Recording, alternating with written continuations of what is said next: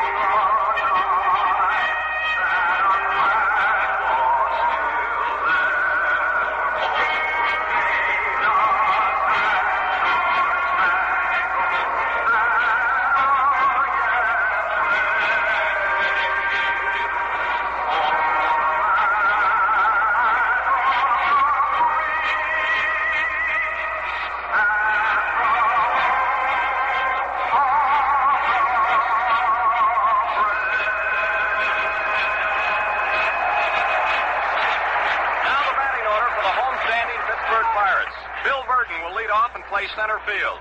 Dick Grote at shortstop. Roberto Clemente in right field. Dick Stewart at first base. Gino Samoli in left field. Hal Smith will do the catching. Don Hoke at third base. Bill Mazeroski at second base. And Bob Friend will do the pitching. Now, Whitey Ford has made 13 World Series starts. He has won 6 and lost 4 in his 13 starts. He has never won a World Series game away from Yankee Stadium. Ford has won all 6 of his victories at Yankee Stadium, and he's lost 2 in Yankee Stadium, and he's also lost 2 on the road. So Whitey is still looking for his first World Series win on enemy soil. Friend has pitched in only 1 World Series game. That was here at Forbes Field last Thursday. When he started, worked 4 innings, allowed 2 earned runs, and was charged with a 16-3 loss. We pause now 10 seconds for station identification. This is WGY, 810 on your dial, and WGFM, Schenectady. Here now is the umpire in alignment in this ball game at Forbes Field, game number 6.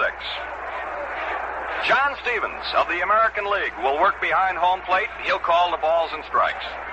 Bill Jakowski of the National League will be at first base. Nestor Shylock of the American League at second base. Dusty Bogus of the National League at third. Stan Landis of the National League will be down the left field foul line. And Jim Honachik of the American League down the right field foul line. We have the Pirates poised over here in their dugout at first base. Here they come, led by Captain Dick Groth. The Bucks are taking the field. Now, to bring you the play-by-play report here in the first half of this ball game, number 6 in the 1960 World Series, the gentleman from Washington, D.C., Chuck Thompson. Thank you very much, Jack Quinlan. Good afternoon, baseball fans. The Pirates take the field, and up on the mound goes the big right-hander, Bob Friend, who is a most determined young man this afternoon. He was, to say the least, disappointed over his inability to defeat the Yankees his previous try in the second game of the series here at Forbes Field, and is one of the most determined young men we've talked to. Bob Friend on the mound. Behind the plate, a new catcher today for the Pirates in his second World Series game will be Hal Smith. Now, to complete the Pirate defensive alignment for you, around the infield again, Don Hoke at third base, Dick Groth, the shortstop, Bill Mazeroski, the second baseman, and Stewart is playing first base. Out in left field, it'll be Gino Simoli, the center fielder, and what a ball player, Bill Verdon, and the right fielder is Roberto Clemente. The leadoff hitter for the New York Yankees will be Clete Boyer. He has been to bat in this 1960 World Series on 2 occasions, has delivered with 1 hit, and has an even 500 series batting average.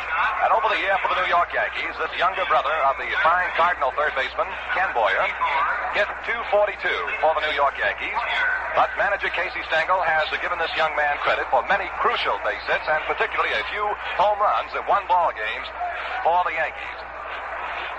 Well, here is Boyer, right-handed batter, up against Bob Friend. All ready to go. Friend looking down to Hal Smith. The 6th game of the 1960 World Series is underway at Forbes Field. The Pirates lead 3 games to 2. Friend into the wire. The first offering, swing and a miss. Strike 1. The ball game is underway. A sharp breaking curveball from Bob Friend. Incidentally, in Friend's first outing, he went 4 innings, allowed 6 base hits, walked 2, and he struck out 6 of the Yankees. The big Pirate right-handed deals, and here's a swing and a foul ball back on the net behind the plate. 2 strikes to Clete Boyer. He will be followed by Tony Kubek and Roger Maris in that order. In their customary spots, coaching at third base, Frankie Crosetti, and down the first base side for the Yankees, it's Ralph Houk.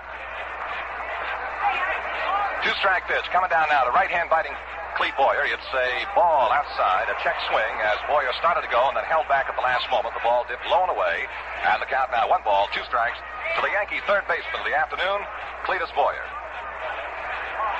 Another great crowd here at Forbes Field, and you couldn't ask for finer weather as Bob Friend throws a ball down low again. Again, Boyer started to offer and held back on the swing, and the count now 2 balls, 2 strikes to the leadoff hitter in the top of the first inning.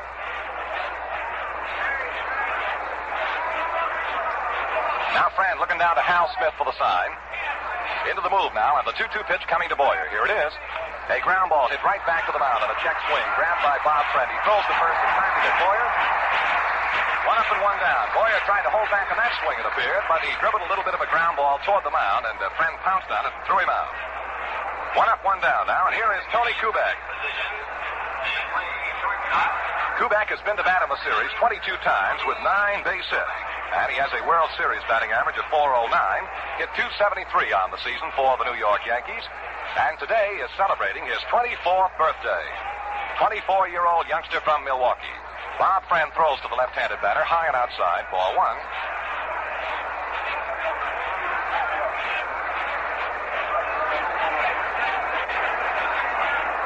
Kubek has 1 double in the series and 2 runs batted in.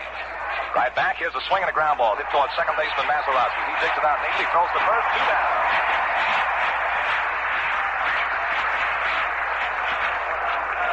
2 up and 2 down, and now here is Roger Maris against the right-hander Bob Friend today. Casey Stengel has dipped in there for some left-handed swingers. He's got 4 in a row in the batting order. Kubek, Maris, Mantle, and Berra. 2 out, none on, top half of the first inning, left-hand batting Maris, with a batting average of .250 in the series, and he hit .283 on the year. Runner-up in the home run championship in the American League. Swings and a foul ball that's sitting right below our booth. Well, Jack Quinlan made a bit of a prediction prior to the ball game today. He said the only thing I'll predict this afternoon, Chuck, is the fact that we probably are due for a foul ball right up here in the booth, and I thought we had it, Jack. 1 strike to Maris. Maris has hit 2 World Series home runs here in 1960. Friend all ready to go. He throws, swinging another foul ball back up over our booth and out of play. 2 strikes to the Yankee right fielder Roger Maris. The Yankees have hit 8 home runs in the 5 previous games. Now the home run record for a 6-game series for one club is also held, as you well might suspect, by the Yankees. They hit 9 in 6 games in 1953. They also hold the 7-game record, hitting 12 in 1956. 2 out, none on. And the 2-strike pitch coming down to Maris. A curveball just misses, and the count is a ball and 2 strikes. Sharp breaking pitch from righty Bob Friend. Mazeroski, the Pirates' second baseman, cut around to the first base side of the infield, backed up in the outfield grass, the outfield deep, and swung a little bit toward right field to Maris. Polk is kind of deep at third base and wide of the bag. Grote favoring second. A Friend into the move now. The 1-2 pitch is a curve down low again, and the count is 2-2. 2 balls, 2 strikes to Roger Maris. Leadoff hitter Boyer bounced out to the pitcher, Bob Friend. And then Kubek hit a ground ball to Mazeroski, the second baseman, and was thrown out. And now the 2-2 pitch coming down to Roger Maris.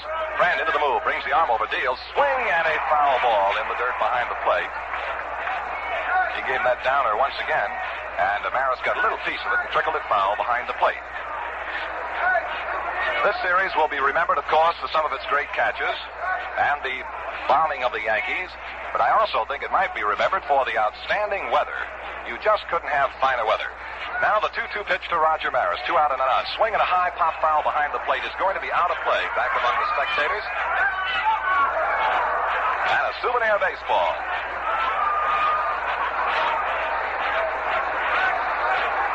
Certainly this series will be talked about for a long time. And people will refer continually, I'm sure, to the determined comeback of the Pittsburgh Pirates. And now the 2-2 to Maris, swing and another foul ball out of play behind the plate. Count continues, 2 balls, 2 strikes to Roger Maris. Pittsburgh fans, of course, are well aware of the ability of the Pittsburgh Pirates of 1960 to bounce back. And they had done it all through the 1960 campaign.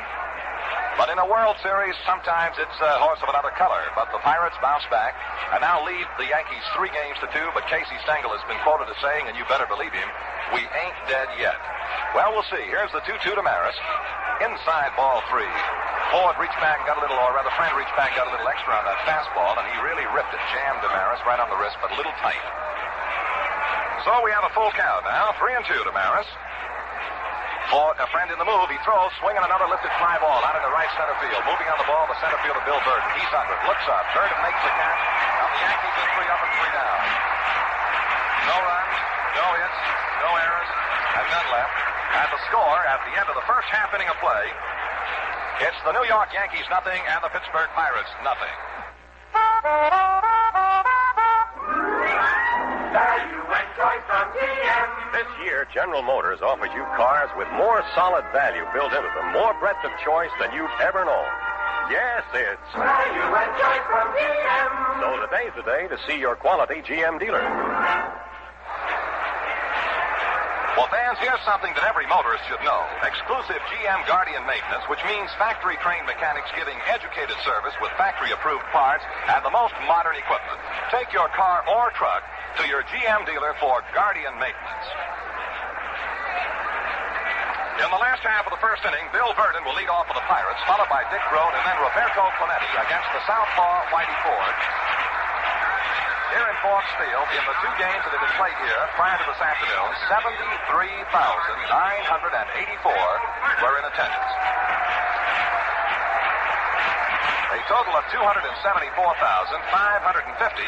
have seen the first 5 games. Here is Bill Verdon. Verdon, who hit 190 through the first 5 games, 21 times at bat with 4 base hits, and 3 of the 4 have been doubles, incidentally, has driven in 3 runs. And boy, it goes without saying that this fellow has cut off a few Yankee runs with his outstanding defensive play in center field.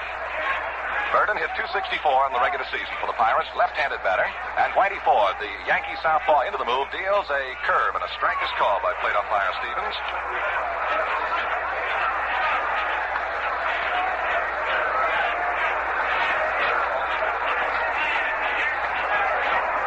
Now the one-strike pitch coming down to left-hand batting Ford. Verdon swung to a line drive into the center field. It's going to drop for the base hit in front of Mickey Mantle. Verdon is on with a line single to center field. Verdon gets the game's first base hit and his 5th of the World Series. A line drive that drops in front of Mickey Mantle in center field. That brings on the Pirate captain and shortstop Dick Grote. In the series, Grote has officially batted 20 times with 4 base hits and has a .200 batting average. He has driven in a run for the Pirates and has 2 doubles. Tight to the bag at first is Scout. Leading first, Verdon. Now the set, and the pitch coming to Grote is a ball low and outside. Down on the Yankee bullpen, following the Verdon single to center field, Bob Turley is up and is throwing. Turley is warming in the Yankee bullpen down the left field side. Now Verdon out to his lead at first. Ford checks him with a look. And the Yankee southpaw deals a pitch that's a strike. Right over the outside corner above the knees. 1-1 now to Dick Grote.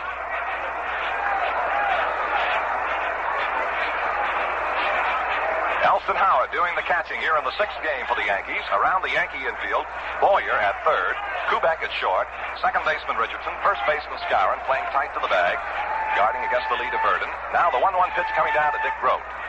Ford with a long set, kicks and throws. He curved him and is cut foul into the upper deck behind first base. Now the count is a ball and 2 strikes to Dick Grote. The Yankee outfield has Yogi Berra in left field, Mickey Mantle in center field, and Roger Maris in right. Coaching again for the Pirates today at third base, Frank Osiak, and down the first base side, it's Mickey Vernon. Whitey Ford, possessor of one of the best moves in baseball insofar as going to first base, naturally cuts down in the lead of Bill Verdon. Now the set by Ford, and the 1-2 pitch coming to Grote, swinging a ground ball off the first base side. To his left, Richardson. He makes the throw to second base for 1 out. Back to first for the double play.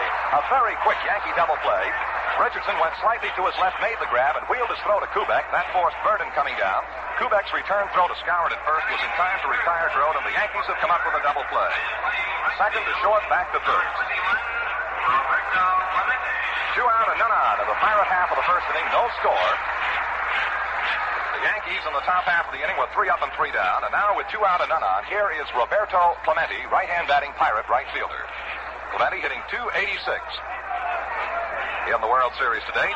He hit .314 in the regular year for Pittsburgh. 4 throws. He curved him low inside. Ball 1. Bobby Richardson, the Yankee second baseman, is also back a couple of steps on the outfield grass, and he's pulled around a little bit toward the bag at second. And the 1-0 pitch is a slow curve hit down the right field line. It's fading. Is it fair or foul? It is a foul ball at the last moment. Way up there in the upper deck in the right field corner. Golly, that was surprising. I didn't realize at first that Clemente had the ball hit quite so well, but it zoomed in foul territory in the upper deck. A long foul ball. 1 ball, 1 strike now to Clemente. It is 300 feet down the right field foul line here at Forbes Field in Pittsburgh.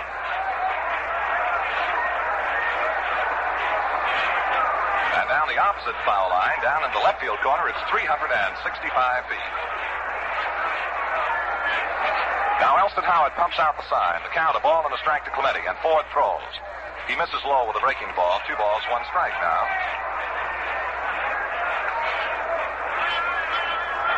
Clemente on the air for the Pirates, knocked in 94 runs. He's an exciting, dashing type of a ball player. All ready to go. The Yankee left-hander throws. Here's a swing and a ground ball off the first base side through the right field for a base hit. Clemente singles to right field. And the Pirates have picked up their second hit. Off Whitey Ford here in the first inning. 2 out. Clemente at first. And the batter is going to be Dick Stewart.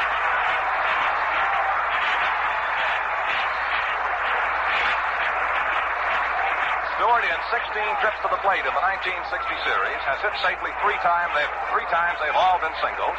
He has yet to drive in a Pirate run, and he'd like nothing better, of course. Over the year, however, Stewart knocked in 83 runs for the Pirates. 2 out. Clemente, the runner at first base, scouring tight to the bag. And Ford leaning in now to pick up the sign from Elston Howard. Big, tall, powerfully built right-hand batting Dick Stewart waiting. The pitch is outside. Ball 1. Well, this is the afternoon. The Pirates, of course, are hopeful of winning it all. And needless to say, the Yankees today have got to win, or there's no tomorrow. 1 ball, no strikes to Stewart. 2 out. Clemente, the runner at first base for the Pirates. No score in the ball game in the last half of the first. Now the 1-0 pitch coming down to Dick Stewart. Here it is. Curve. Big swing and a miss. Strike 1. Ford gave Stewart the slow curveball, and the big fella gave it a quick swing and couldn't find it. 1 ball, 1 strike to Stewart.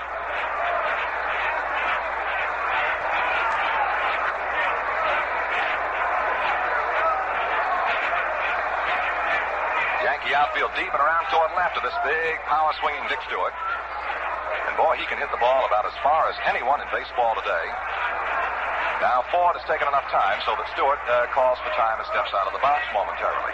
Back in again. Count 1 ball, 1 strike, 2 out. Clemente, the runner at first. No score in the ball game. Ford ready to go now. The 1-1 pitch to Stewart. Long wait now. The throw. Strike. He got a good quick breaking ball over the outside corner above the knees. 1 ball, 2 strikes to Stewart. Well, this is certainly the kind of a ballpark that you'd have to call a pitcher's ballpark, one of the biggest in the major leagues. Only center field at Yankee Stadium is any bigger. And in 51 years, no pitcher has ever thrown a no-hitter in this ballpark. 1 ball, 2 strikes now to Stewart. Clemente with a good lead at first base. The set by Whitey Ford. The pitch coming to Stewart is a ball inside high. Ford kind of started off the third base side of the mound, thought he had a good pitch. And it was pretty close, but plate umpire Stevens said, Bob Turley is still throwing down in the Yankee bullpen in left field. When Verdon opened the game with a line single to center field, Turley got up in the Yankee bullpen. Right now, he's just kind of staying loose. 2 balls, 2 strikes to Dick Stewart.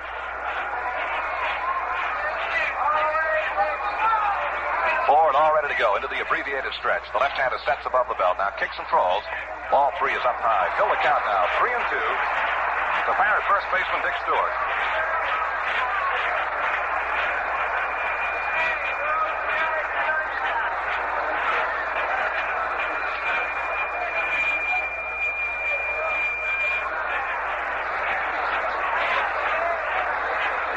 Well, with 2 out and a 3-2 count to Dick Stewart. Clemente looses up down the first baseway. He'll be winging. Of course, Ford stares right at him to hold down that lead a little bit. Now the set. There goes Clemente. The pitch is swung on and missed. He struck him out. So Ford notches a strikeout, and that's all for the Pirates in the first inning. No runs. They had 2 base hits. No Yankee errors. 1 man left. And the score at the end of the first inning, it's the New York Yankees nothing, the Pittsburgh Pirates nothing.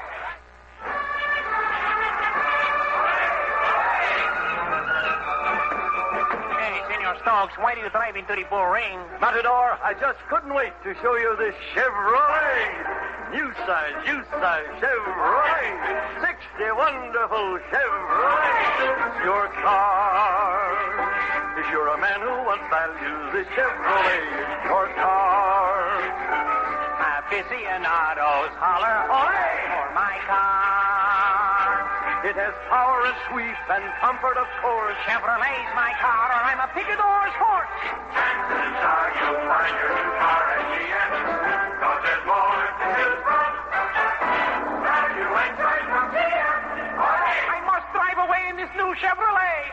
Senor Stokes. Hey, what about that bull? Let him get his own car.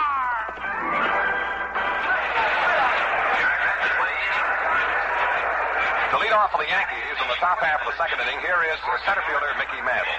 Mantle having a tremendous series, particularly as a right-handed batter. His overall series average is .375. He has hit 3 home runs, has driven in 7.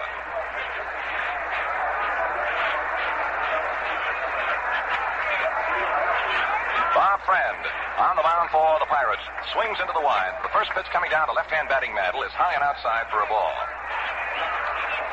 Mantle's been up 16 times, has 7 runs batted in, has walked 7 times, has struck out 7 times, and he's got a total of 16 bases. More than just about anybody. Now the 1-0 pitch to Mantle is a strike. Good breaking pitch to the top corner. 1 ball, 1 strike to Mantle. He will be followed by Yogi Berra and then Bill Skowron in that order.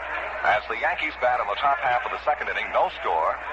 The 6th game of the series in Forbes Field, Pittsburgh. Friend delivers. Strike 2. Friend poured a quick breaking pitch into Mantle, who steps out momentarily and is talking to plate umpire Stevens. Well, the Yankees, of course, know what is at stake better than anyone in the ballpark. And they'll be battling and fighting their utmost over each and every pitch. 1 ball, 2 strikes, the count to Mantle. Left-hand batter against the right-hand tosses of Friend. Here comes the pitch. A bunt right back to the mound. Grabbed by Friend. He throws to first. In time, and that's all for Mantle. That's the second time we've seen Mantle bunting with a count of 2 strikes on it. You recall in Yankee Stadium he bunted the other day and bunted it foul and was a strikeout victim. This one went right straight back to the mound, grabbed there by Bob Friend, and he threw him out. 1 out now. Here is Yogi Berra. Berra has been up in this 1960 series 14 times, has 3 base hits. They've all been singles. He's knocked in 2 runs, is hitting for a .214 average. Pitch coming down is a ball inside. Yogi only needs 1 single to equal the World Series record of the most 1-base hits in a total series, which is held by the Fordham Flash, Frankie Frisch, 45. He needs just 1 base hit to equal. Here's a ball high and outside now to Berra. 2 balls and no strikes.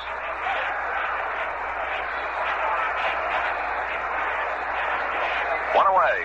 None on. Yankees at bat in the top half of the second inning. No score here at Forbes Field. Bob Friend throws, and Berra looks. It's low inside, and the ball 3. And Hal Smith kind of shakes his head a little bit at Bob Friend.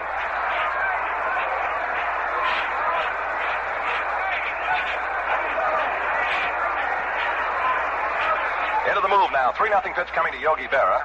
He looks and is down low for a ball 4, and so Friend has issued a walk to Yogi Berra. And the Yankees have their first base runner of the afternoon, bringing out Bill Skowron.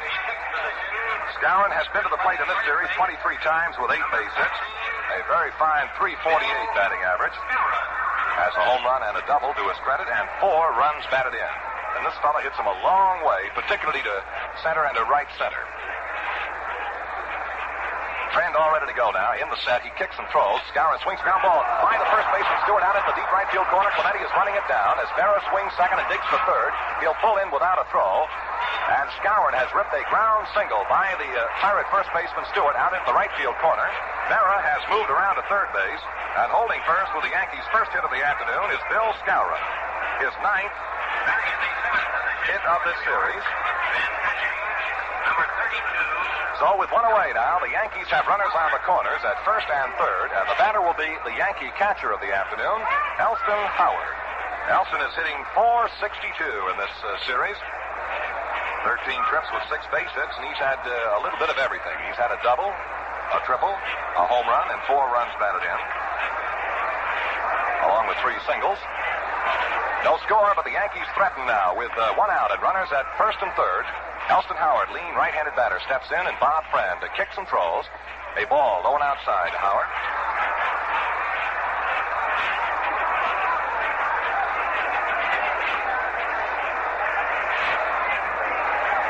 In the course of the season, Bob Friend made 37 starts for the Pirates and completed 16 ball games.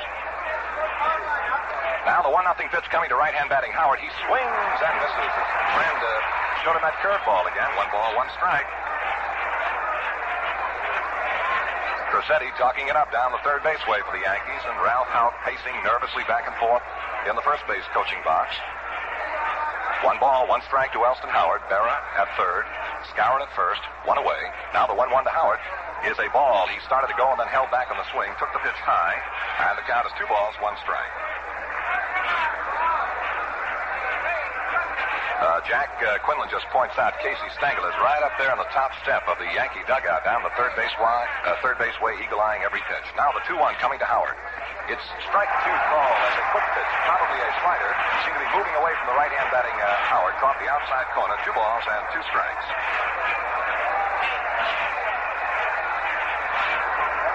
Three and 2, the count to 2 and 2, the count to Elston Howard. Skowron at first, Berra at third. And Smitty down, pumping the sign. Bob Friend about ready to go. He's in trouble here in the Yankee half of the second inning. The big Pirate right-hander sets. And the 2-2 to Howard. He swings at a high pop foul that's going to be out of play down the first base side. So the count continues 2 and 2 to Elston Howard.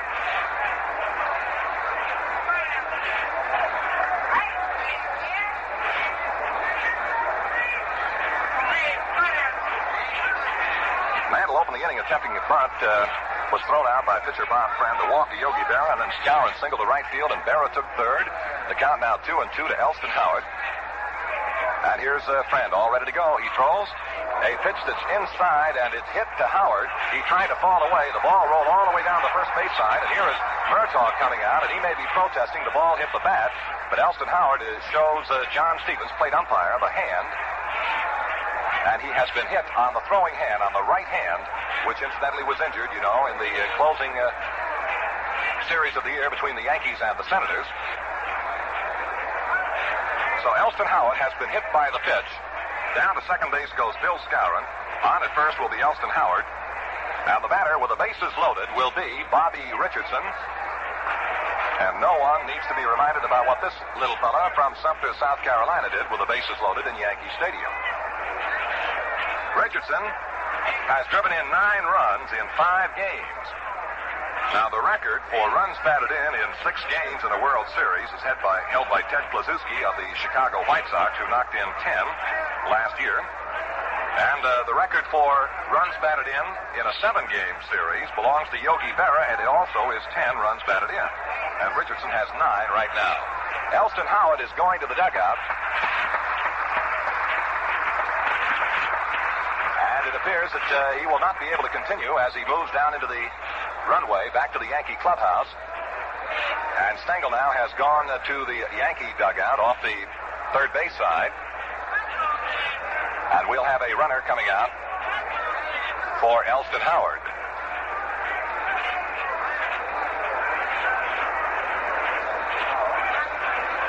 Still waiting to see what it'll be. They have signed to the bullpen down there, and the umpire down on the left field foul line, Stan Landis, has given the sign to someone to come on in and run for Elston Howard. It looks like the big Yankee right-hander, Eli Gerba. We'll know in just a moment, but it is Eli Gerba, and we'll have the announcement. Gerba is running for Elston Howard, who was hit on the right hand by a pitch from Bob Friend and has left the ball game. And Gerba is on to run. The Yankees have loaded the bases with 1 out. In the top half of the second inning, no score. Pirates nothing, Yankees nothing, and Friend in trouble now. Richardson hitting .350 on the season, or on the series. And he hit .252 on the season. Last year was the only Yankee regular to hit .300. Steps in now, right-hand batting, right-hand pitching. Friend throws, swing and a miss. Strike 1. Bases loaded. Richardson the batter. John Blanchard is beginning to loosen up down in the Yankee bullpen and will probably come on in, take over the catching chores. And the 1-strike pitch coming to Richardson is low, and a fine save by the Pirate catcher, Hal Smith. Beauty, he blocked it and kept it from getting behind him. 1 ball and 1 strike now to Richardson.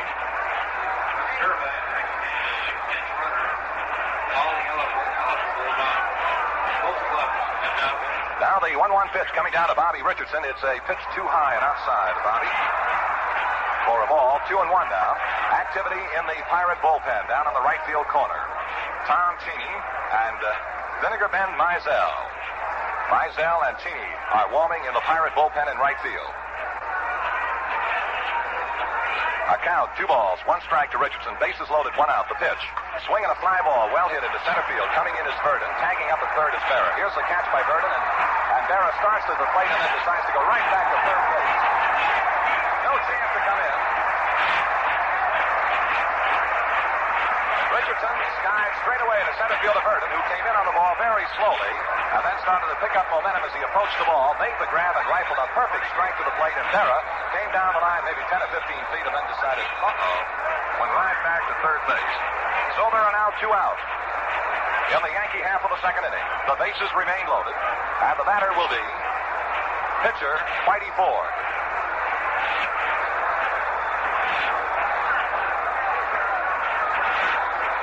Ford, a left-handed batter, and he hit 151 on the season for the New York Yankees. All ready to go now. Friend throws outside low, ball 1 to Whitey.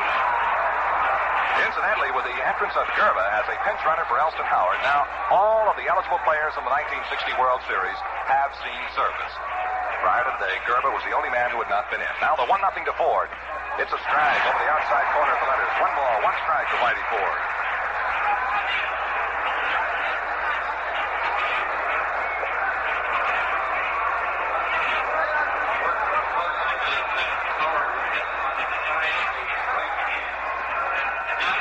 Now the 1-1 pitch to the Whitey Ford is down low for a 2. Trying to pick up that announcement on the injury to Elston Howard. We'll give it to you in just a moment. We have been told that Elston Howard was hit on the side of the right hand. The count to Ford, 2 balls, 1 strike, and Friend into the move now delivers, swinging a foul ball out of play off the third base side. The count 2-2 now to the Yankee hurler. Bases loaded, 2 out. In the Yankee half of the second inning, no score. The Pirates nothing, the Yankees nothing. But the Yankees with a cane-size spread going here in the top half of the second. Berra, the runner at third base. Skowron at second base. Gerba, the runner at first base. Friend into the move, the 2-2 to Ford. Ground ball knocked down by Ford off the third base side of the mound. He races over, picks up, throws to the plate. It is not in time, and Berra scores. A sharply hit ground ball off the third base side of the mound was knocked down by Bob Friend. He raced to the third base side, made the pickup. The only play possible was try and force Berra at the plate. He threw, but not in time. And so the run will score, and the Yankees lead 1-0. All runners move up.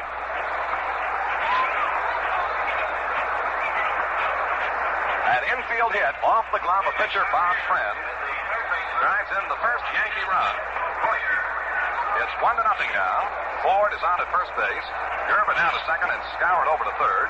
And the top end of the batting order, Cletus Boyer. In the first inning, Boyer bounced out to pitcher Bob Friend.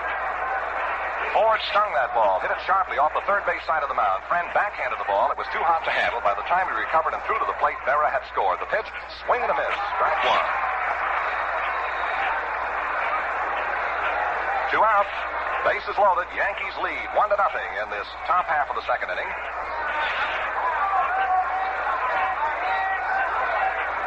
And the 1-strike pitch to Richardson. A swing and a miss for strike 2 to Cletus Boyer, excuse me.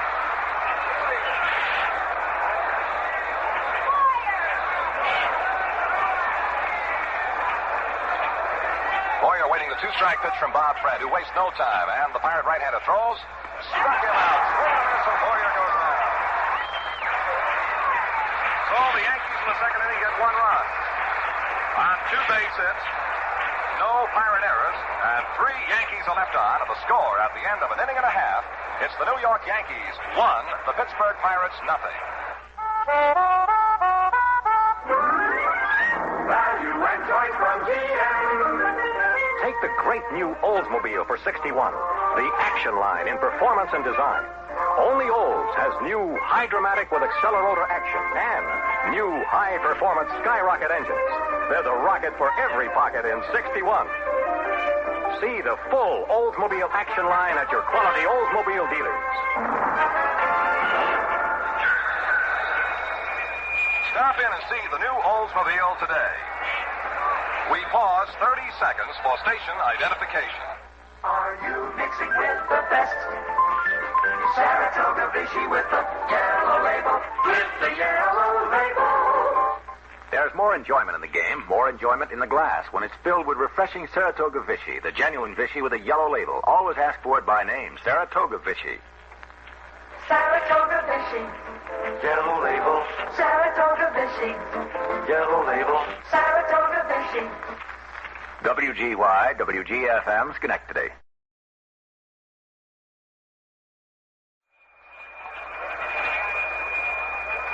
Gino Cimoli, Pirate left fielder, will lead off against Whitey Ford in the bottom of the second inning. And, of course, a new Yankee catcher is in the ball game now. Johnny Blanchard is now catching. Blanchard catching for the Yankees. Well, here's Cimoli. 3 hits and 15 trips in the series so far, and even 200 batting average, a run knocked in. Right-hand swinger. And the Yankee outfield plays him to hit the ball to the opposite side. Mantle is kind of shaded a little bit toward right center. Gino hits out of a pronounced closed stance. All ready to go. Whitey Ford throws. Cimoli swings and fouls it away. Out of play. Strike one to Gino.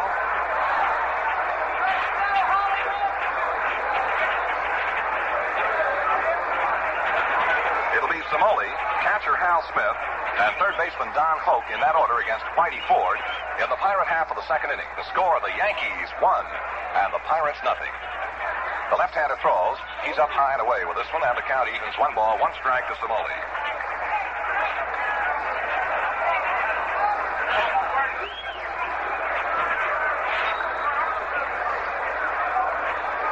And the 1-1 to Gino. Swing and a high foul ball out of play down the first base side. Matter of fact, up on the roof and out of play. 1 ball, 2 strikes. Cimoli, who did a very fine job playing the tough left field in Yankee Stadium, was kidded slightly by Casey Stengel, the Yankee manager, because in his effort to be protected against that sun and the shadows at Yankee Stadium, Cimoli spent a lot of time with his gloved hand up over his head, and Stengel said he played left field as if he were holding his hands over his head to be x-rayed. But he played it. Now the 1 ball, 2 strike pitch coming down to Cimoli. It's inside, and the right-hander takes ball 2. 2-2 now. Yankees 1, Pirates nothing. Pirates batting last half of the second inning.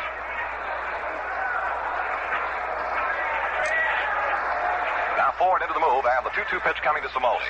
Swing and a ground ball off the third base side. Charging Cletus Boyer. Has on a belt high up. Throws to first in time to get Cimoli. And that'll be the first out of the inning as Gino Cimoli grounds out to third baseman Cletus Boyer. That'll bring on Hal Smith, who is looking for his first World Series base hit. Played in 1 previous game, came up 3 times without a base hit. Over the year for the Pirates, this right-hand swinger hit .295 and knocked in 45 runs. And normally he's hit Whitey Ford pretty well. The pitch coming down is a breaking ball, but it fails to come over. Ball 1. When Smith was in the American League with the Baltimore Orioles and the Kansas City Athletics, he enjoyed fair success against Whitey Ford. And the pitch, swing and a ground ball, sharply hit. It's in the hole. Base hit to left field. Berra moving over to field the ball, and Smith is on with a ground single between short and third. So with 1 out and a runner at first base, here is Don Hoke, who gets a tremendous ovation from the Pirate fans at Forbes Field. Don is hitting .278 in the series today with 5 hits and 18 trips, 2 doubles, and 3 runs batted in. Yankee infield this afternoon is composed of Cletus Boyer at third base, Kubek at shortstop, Richardson at second base, Skowron at first, Berra out in left field, Mantle in center, and Maris in right field. And Johnny Blanchard replacing the injured Elston Howard behind the plate. Swinging a ground ball up the third base side, charging to his left, the third baseman makes a leaping grab, throws to second for the force out, and that's the only play. A fine defensive maneuver by Cleet Boyer, who went hard to the glove side and then leaped up in the air to catch the high bouncer and made a quick throw to Bobby Richardson at second base in time to force the runner Hal Smith for the second out of the inning. 2 out in the Pirate half of the second. The batter now is Bill Mazeroski, the Pirates second baseman, who's having a wonderful series in a .333 batting average. Has 3 extra base hits, 2 have been doubles, and 1 a 2-run home run. He's knocked in 4 runs all told. Right-hand swinger with good power. 2 out now. Hope the runner at first base. And the set by Whitey Ford. A long set. Now he kicks and throws. Curve darts low and is blocked beautifully by Johnny Blanchard. No advance on the part of the base runner, Hope. Blanchard blocked the ball right out in front of the plate. Ball one now to Mazeroski. Shirt sleeve crowd in the sun portions of the grandstand at Forbes Field this afternoon. Ford ready now. The 1-0 pitch to the right-hand batting Mazeroski. Throws. Ball low and outside. 2-0 now to Mazeroski.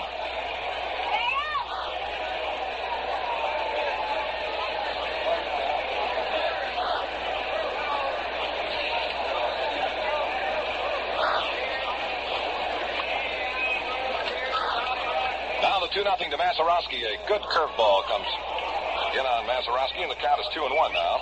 Bill looking all the way. An infield hit by Whitey Ford with the bases loaded drove in the only Yankee run so far. Yanks 1, Pirates nothing. And the 2-1 pitch coming to Mazeroski.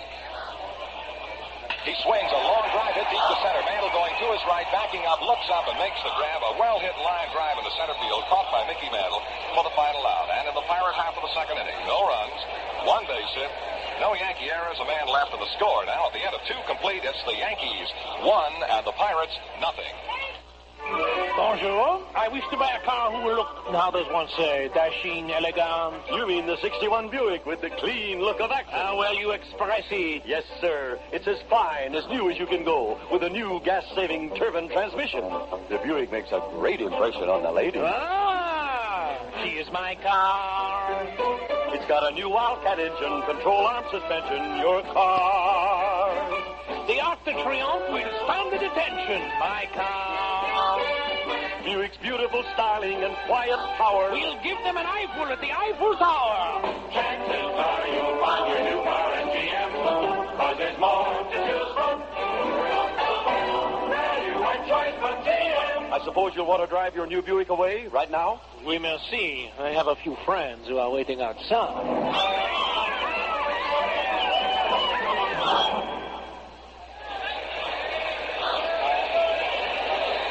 Off for the Yankees here in the third inning. It'll be Tony Kubek. In the first inning against Bob Friend, he bounced out to second baseman Mazeroski. Kubek, Maris, and Mantle are the scheduled 3 against Bob Friend in the top of the third inning. And the Pirate righty goes to the line now. The first pitch to the left-handed batter is cut on and fouled in the dirt at the plate. Strike 1.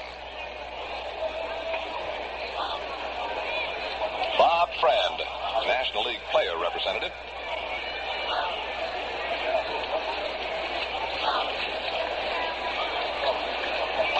For Danny Murtaugh on the Pirates. Bob won 18. Now the 1-strike pitch to Kubek. It's in there. Strike called. 2 strikes to Kubek. 24 years old today. You'd have to say he's got quite a future in baseball. Matter of fact, he's had a couple of pretty good past years, too. Now Friend into the move. The 2-strike pitch is inside, and it nicked Kubek. He is hit by the pitch. A sharp-breaking curveball that broke down and in on the left-handed batter. Evidently hit him on the leg. And so Friend now is hit 2 this afternoon. Kubek is on, hit by the pitch. The last man he hit, of course, in the second inning was catcher Elston Howard. Hit him on the side of the right hand. You might call it like the heel of the hand. And so Kubek takes first now with none out, and here comes Mantle, who flied out, or Maris, who flied out to the center fielder, Burton, in the first inning. Mantle up in the on-deck ring, Maris waiting, and here's Friend's first offering now to Roger Maris. Swinging a foul ball out of play. Strike 1.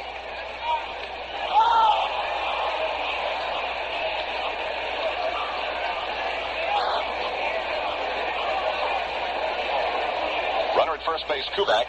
He didn't even rub after Friend nicked him with that pitch.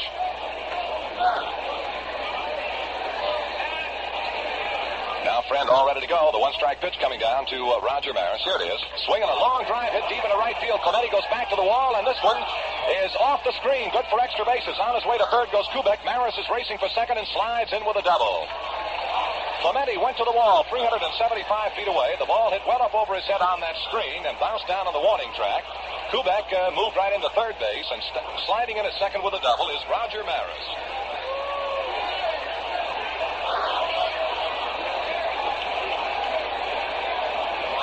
That for Roger will be his 6th hit of the series, his first double. He's had 2 home runs. And now with Yankee runners at second and third,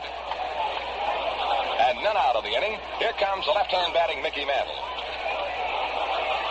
Al Smith and Bob Friend have had a conference. And down in the Pirate bullpen now, Mizell and Tom Chaney go to work. And Friend's first offering to Mantle is swung on a high pop fly down the third base side. It may be a foul ball. Chasing to the seats is third baseman Hoke, but it's way back in there. Almost 20 rows in. A foul ball, strike one to Mickey Mantle.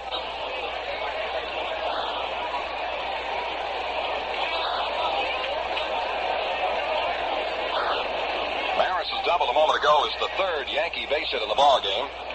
The Yankees have 1 run on 3 hits. The Pirates no runs on 3 hits. Mantle waiting now. The one-strike pitch from Friend. Here it is. Strike 2 call. A good sharp curveball to nick the outside corner above the knees, and Mantle takes all the way. 2 strikes to Mantle.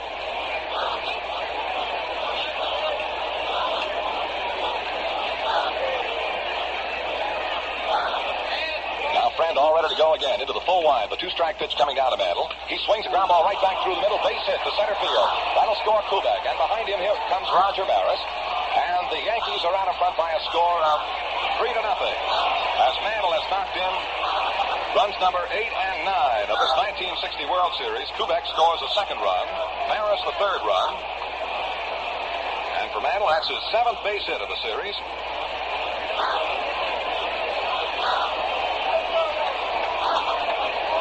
The Yankees 3, the Pirates nothing in the 6th game at Forbes Field. And now Yogi Berra with Mantle at first and none out. Friend throws. Ball up high.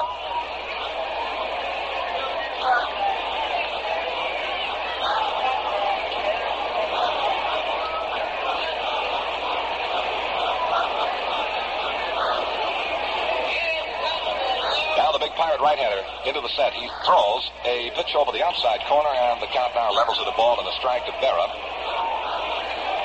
Yogi looking back, having a little conversation with plate umpire Stevens. Of course, Yogi loves to talk to people up there. Now the 1-ball, 1-strike pitch coming down to Berra. Mantle the runner at first with none out. 3-0 Yankees. The pitch, swing and a miss as Friend broke the curveball. 1 ball, 2 strikes to Berra.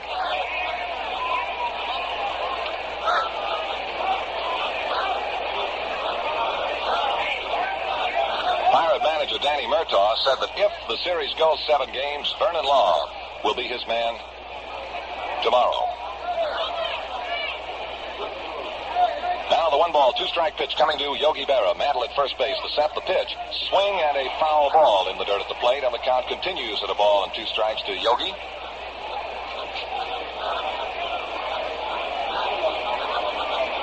Stengel has said that this man has contributed more to Yankee baseball in recent years than anyone other than Joe DiMaggio. 1 ball, 2 strikes to Yogi. 3 runs have scored this afternoon for the Yankees. 2 in this 3rd inning and 1 in the 2nd. They lead it 3-0. The 1-2 pitch coming to Berra. Swinging a ground ball foul, bouncing into the box seats behind first base. Pirate infield, of course, up a couple of steps in double play depth.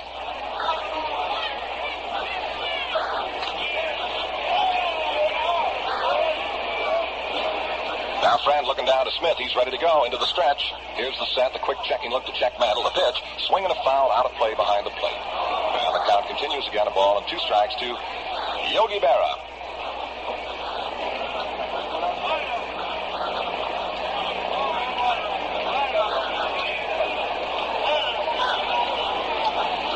Bob Friend, the Purdue grad, as a matter of fact, joined a father and 5 brothers and sisters as Purdue graduates. Trying for his first World Series win, trailing in the ball game 3-0. The 1-2 pitch to Berra. There goes Mantle. Pitch is swung on a ground ball by the second baseman out into center field for the base hit. Mantle is on his way to third. Is hurt and bobbled the ball. Mantle comes to third and they hold him up there. Verdon juggled the ball momentarily at center field, and Mantle started to go around third base, and Crescetti put on the brakes. Mantle off to third base on the single into center field by Berra, and out of the Pirate dugout now comes Danny Murtaugh. Murtaugh headed for the mound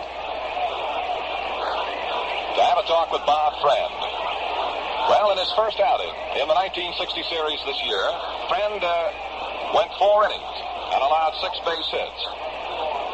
The has pitched 2 innings now and to 4 men here in the 3rd inning and has allowed a total of 5 Yankee base hits. And it looks as though we're going to make a pitching change, or Murtaugh is going to change pitchers right now. So the starter, Bob Friend, today goes 2 full innings and pitches to 4 men in the 3rd inning. Allows a total of 5 Yankee hits. He walked a batter, hit 2, struck out 1, and is charged with 3 Yankee. Mantle at 3rd and Berra at 1st are also the responsibility of the departing Bob Friend.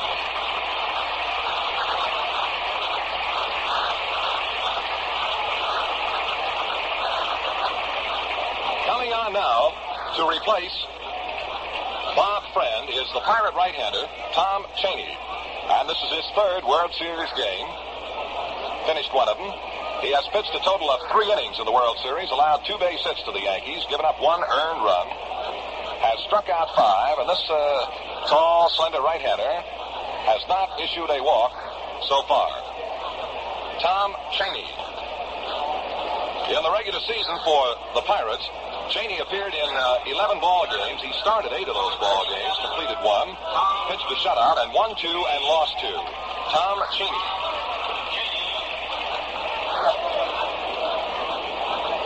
And the first batter to face Cheney will be the right-hand batting Bill Skowron. Berra, the runner at first base, Mantle, the runner at 3rd. Well, walk to Yogi Berra in the 2nd inning started Bob Friend on the uncomfortable row because Skowron then singled to right field, and Elston Howard was hit by the pitch to load the bases. And then Ford had an infield hit off the glove of pitcher Bob Friend to allow Berra to score from 3rd with the first Yankee run. Then he hit Kubek to start this inning, a double by Maris, single by Mantle, and a single by Berra. And runners at 1st and 3rd now with none out, and here's Cheney's first offering to Bill Skowron. It's too high for a ball.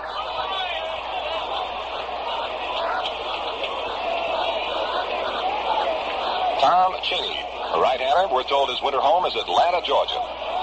1 ball, no strikes now to Skowron.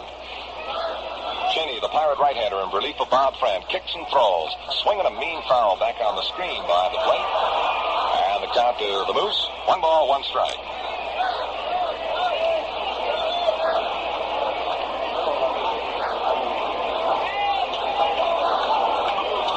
This 25-year-old right-hander broke into baseball with Albany of the Georgia-Florida League in 1953.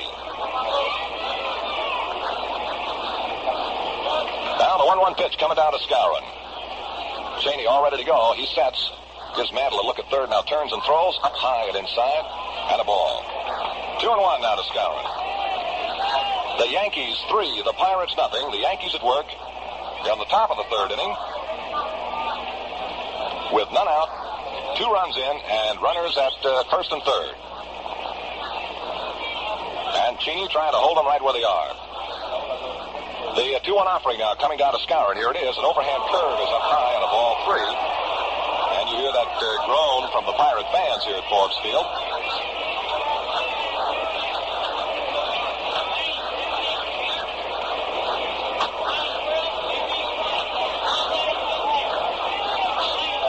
Three balls, 1 strike to Bill Skowron. Tom Cheney in relief of Bob Friend, now ready to go. Here comes the big one down to the Moose. The set and the 3-1 to Skowron. He swings a long fly ball deep to right. Back goes Clemente. He seems to be getting under it now. Makes the grab, and here's the tag up by Mantle at 3rd, and he can come cruising on in with another Yankee run. A sacrifice fly deep into right field off the bat of Bill Skowron drives in another Yankee run, and the score is now New York 4 and Pittsburgh nothing. 1 out. In this top of the 3rd inning, Berra holds first base, and the batter will be Blanchard.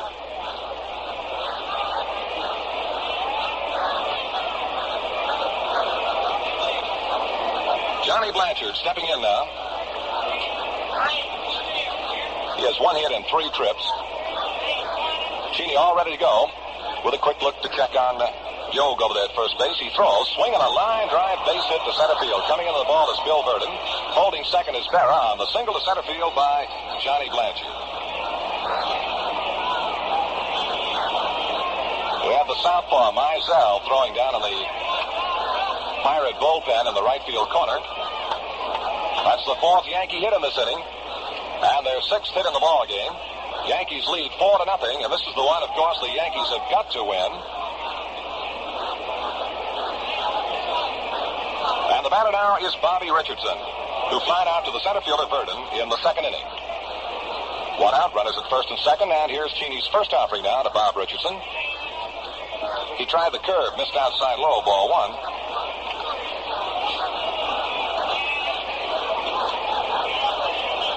Kind of quiet in Forbes Field, and understandably so, with the Yankees leading 4-0. Now Cheney all ready to go again. Looks back to check Berra at second base. Gives him a second look. And throws. Down low. And a ball two. Moving into this afternoon's ball game, game number 6 in the series, the Yankees as a team were hitting .324. The Buccos, .234. 2-0 to Richardson. A right-hander has joined Mizell in the Pirate bullpen. George Red Witt.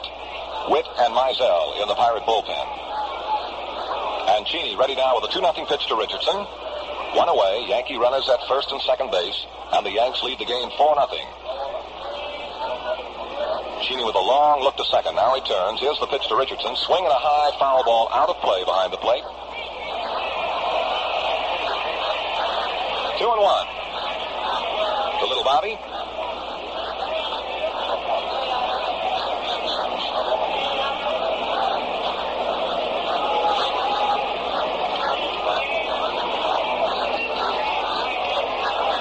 And the 2-1 pitch coming down to Richardson. Mazeroski bothering Berra out there at second. A long fly ball deep to left field. Back goes Samoli, still going back. And it is over his head and off that scoreboard in deep left field. Good for extra bases. Berra's going to score. Blanchard is coming around third. He's coming on in. Down to third base goes Bobby Richardson with a stand-up triple.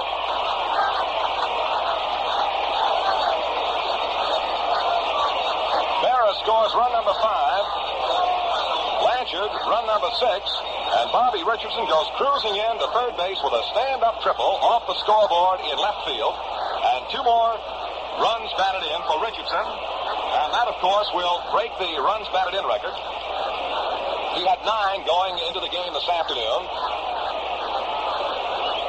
And the record for runs batted in a 6-game series is held by Ted Krasuski of the White Sox with 10. And Bobby Richardson has just knocked in 2 more and has driven in 11 runs in a 6-game series. The batter is pitcher Whitey Ford. And Cheney's first offering is a strike call to Whitey.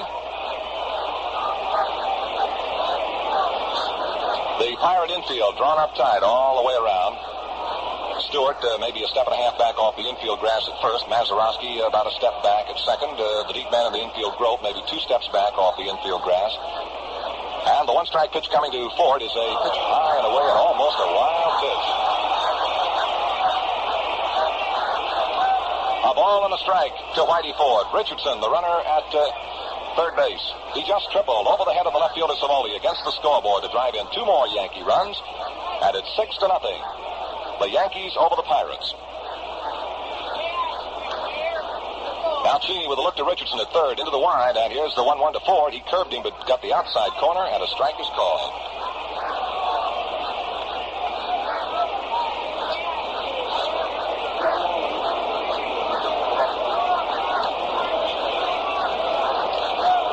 We mentioned that Stengel was up on the top step of the dugout down the third baseway. Now he's almost out of that dugout. Now the 1-2 pitch coming down to Ford.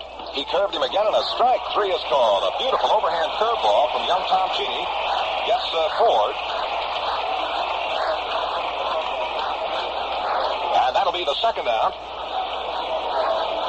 In the top of the third, and here now comes the 9th man to bat for the Yankees in this top half of the third inning. The right-hand swinging third baseman Cletus Boyer. Richardson is on at third. All ready to go now. Here's Cheney into the move, and the first pitch coming down to Boyer.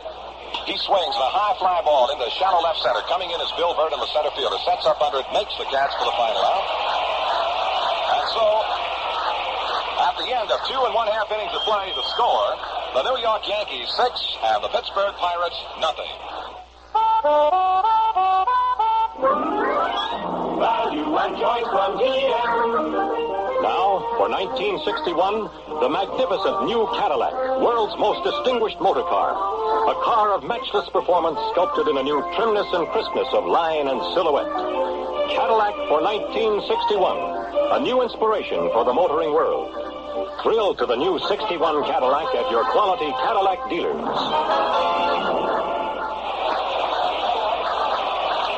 Stop in and see the new Cadillac today. We pause 30 seconds for station identification. Are you mixing with the best? Saratoga Vichy with the yellow label, with the yellow label. The famous World Series demands a famous name in Vichy. Genuine Saratoga Vichy, the world's greatest mixer. Extra lively, extra dry. Saratoga Vichy always tastes best. Be sure to ask for it by name. Saratoga Vichy. Saratoga Vichy. Yellow label, Saratoga Vichy. yellow label. Saratoga Vichy. WGY, WGFM, Schenectady.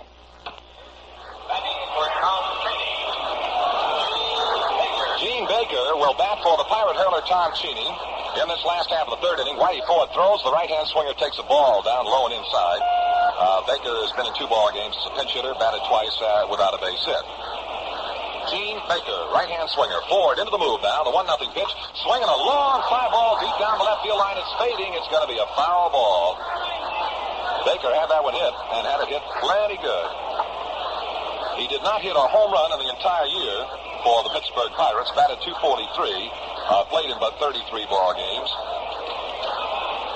Drove in 4 runs. Gene Baker, right-hand swinger. Now a Ford all ready to go. The 1-1 offering is a curve and a strike is called. 1-2 now to Baker, batting for Tom Cheney.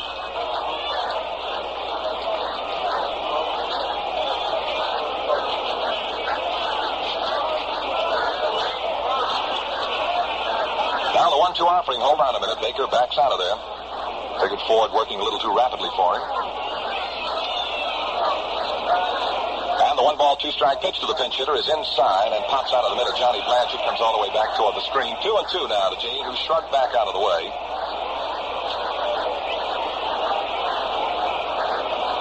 Now little Bobby Richardson of the New York Yankees. Now the 2-2 pitch coming to Baker. Swinging another foul ball of the dirt behind the plate, and the count continues 2-2. Is having a tremendous World Series. He has knocked in 11 runs in the 6 games of the 1960 World Series. And in the entire year for the Yankees, Bobby only knocked in 26 runs. Now the 2-2 pitch coming to right-hand batting Baker. A curve is cut out and missed. Strike 3. Baker, the pinch hitter, goes down swinging. And Ford notches another strikeout, his second in the ball game, and that brings on the top of the batting order. Left-hand batting center fielder Bill Verdon, who singled to center field to open the Pirate half of the first inning and then was doubled up when Grote hit into a very quick Yankee double play. Yankees 6 runs on 7 base hits. The Pirates no runs on 3. The pitch coming down to Verdon is a curve, but it misses the outside corner, ball 1.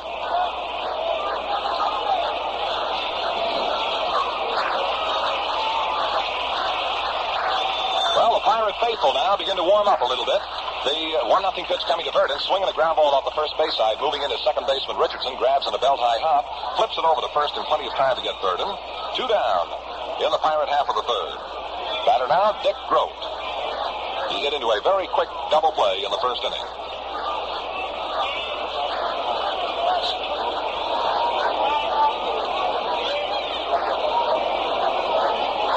Well, the Yankees have given their starter Ford a 6-run cushion to work with, and Ford throws low inside to the right-hand batting Grote, ball 1.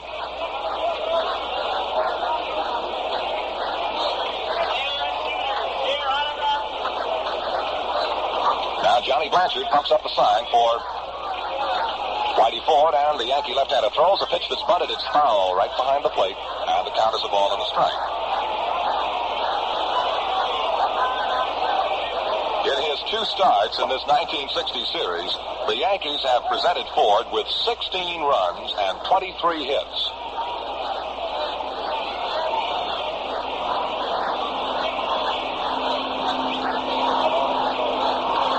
throw it into the line. The 1-1 offering coming to Grote. Swinging a ground ball foul just outside at first, and a mean ground foul that bumped up into the box seats and then came right back out again. So the count to Grote, 1 ball, 2 strikes.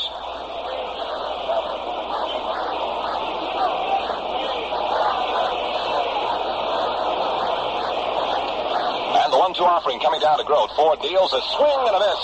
A strike 3. Grote goes down on a curveball that hooked in right over his shoe tops. No runs, no hits, no errors, none left. And the score now at the end of 3 full innings of play, it's the New York Yankees 6, the Pittsburgh Pirates nothing.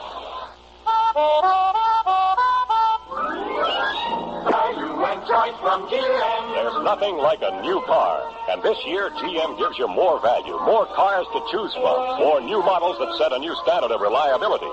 General Motors reliability. Chances are you'll find your new car at GM, cause there's more to choose from. Value and choice from GM. Today's the day to see your GM quality dealer.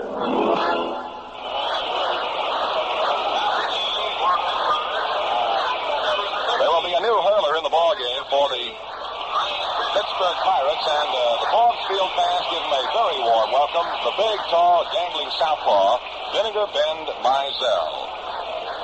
Mizell coming in now for the Pittsburgh Pirates. And he has made 1 previous start in the series, pitched a total of a third of 1 inning, and allowed 3 base hits and 4 runs.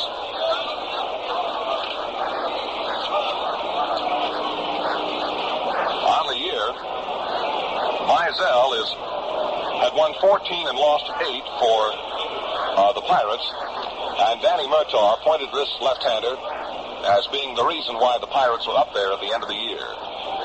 He came on and did a tremendous job for Pittsburgh. Well, it was Mizell who started the ball game in Yankee Stadium the afternoon, game number 3, that the Yankees went on to win by a score of 10-0.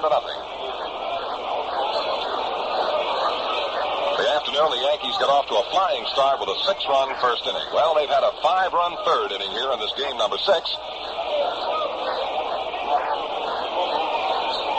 And the first batter to face the southpawing Mizell will be Tony Kubek. The big left-hander throws, swing and a fly ball, well hit to right. Back on the ball is Clemente, waiting now. He makes a best pocket catch to retire Kubek for the first out in the Yankee half of the 4th inning. Roger Maris stepping in now. Maris flied out to center in the first inning, and then he doubled into right field in the third. Ford and Skowron have each driven in a run for the Yankees. Mantle is driven in 2, and Bobby Richardson 2. Mizell throws. Strike called Roger Maris. Mizell's got that kind of a windup. You could say he kind of spreads out all over the mound. Tremendous leg action, and that hand of his dips down, almost touches the ground. Now the 1-strike pitch is up high and a ball, 1-1.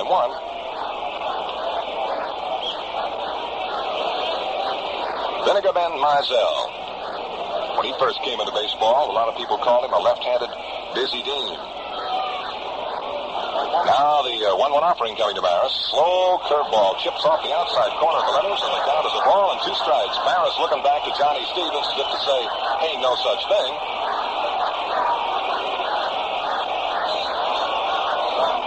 1 ball and 2 strikes.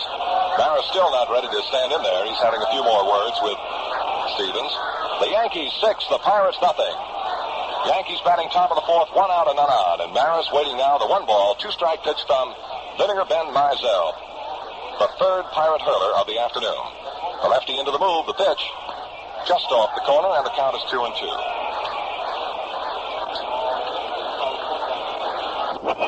Now the 2-2 coming down to Maris. Curveball is cut on, popped up foul off the third base side. Chasing his catcher, Hal Smith, over near the box seat railing.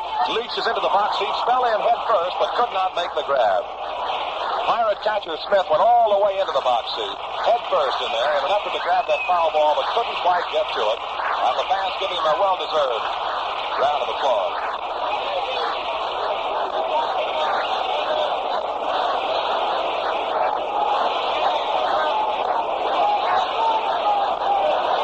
So the count continues at 2 balls, 2 strikes to Roger Maris, 1 out, none on. in the Yankee half of the fourth inning. Now Mizell ready to go. He works. Look out, low bridge, and down goes Maris. He ripped one right up underneath his chin. 3-2.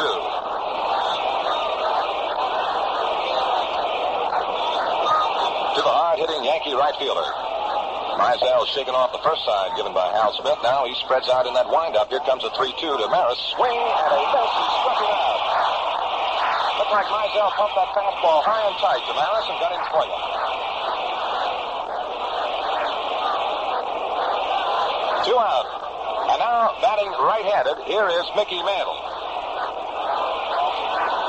He's got 3 home runs in this 1960 World Series, and has hit some tremendous clouds as a right-handed batter. The pitch is a curve up high and a ball 1 to Mickey.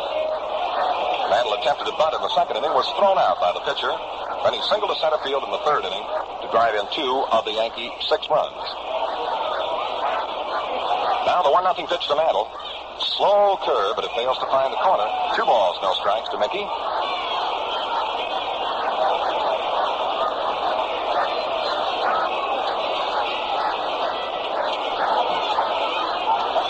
And the 2-0 to Mantle. It's inside again.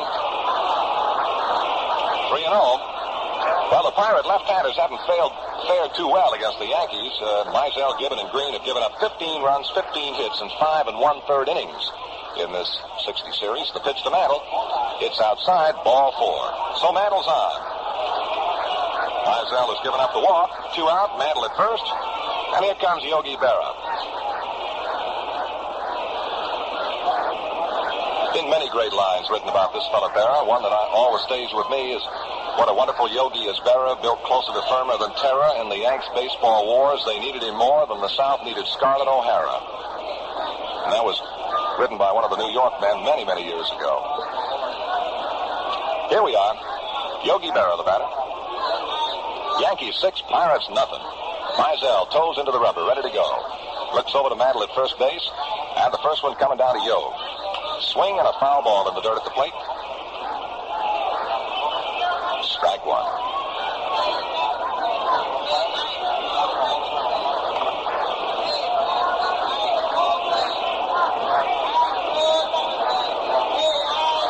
Berra this afternoon in the second inning drew a walk, scored the first run of the game for the Yankees. He singled to center in the third inning and scored the 5th run of the game.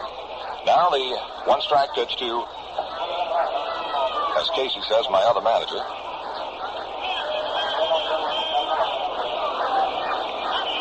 Mizell ready to go.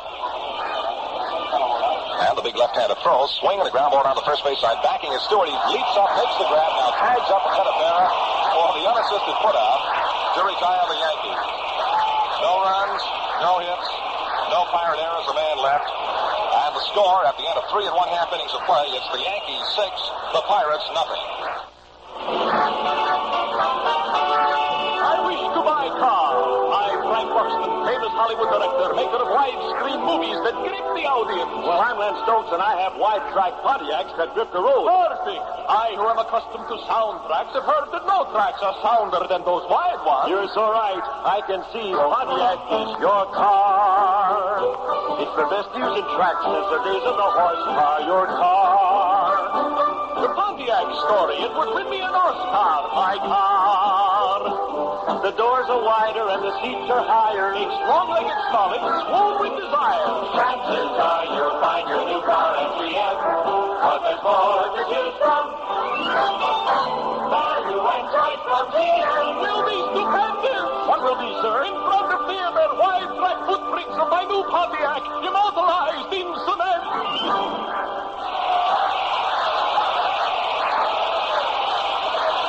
Forbes Field comes alive with Roberto Clemente leading off in the last half of the fourth inning. Clemente singled to right field against Whitey Ford in the first inning. And I'm sure the Forbes Field fans are hopeful that Mizell can hold the Yankees where they are, and that the Pirates can get caught up a little bit on Whitey Ford, who throws a slow curve down low and a ball 1. Forbes Field fans recall with relish the fact that the Pirates 29 times this season were trailing after 6 innings of the ball game and came on to win. 29 times. Trailing as late as the 6th inning, came on to win. Ground ball hit off the third base side, charging a shortstop Kubek. Comes up in a chest-high hop. The quick throw to first in time to get Clemente for the first out in the last half of the fourth.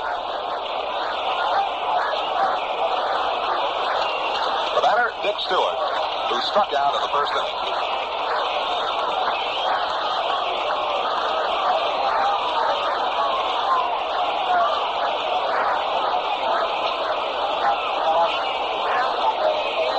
Stewart steps in against Whitey Ford. Yankee outfield deep and around toward left to this power-hitting first baseman. He hit one out of Ford's field straight away to center field. Now the pitch to Stewart is a strike. Good change that Ford got in over the inside corner of the letters.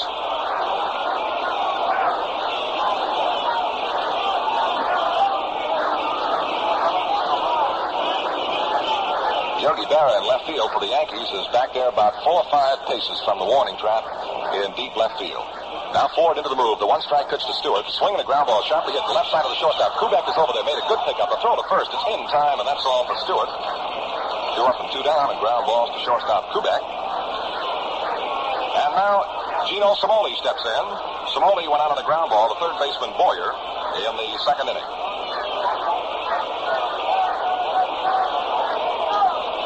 Whitey Ford cruising right along with a 6-0 lead over the Pirates. Fastball rips through on Simoli. Strike is called.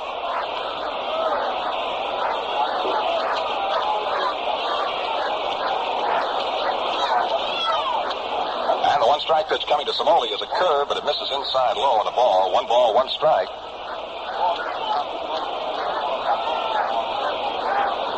Well, the next strikeout that Whitey Ford gets, if he is able to get a strikeout, will tie another World Series record.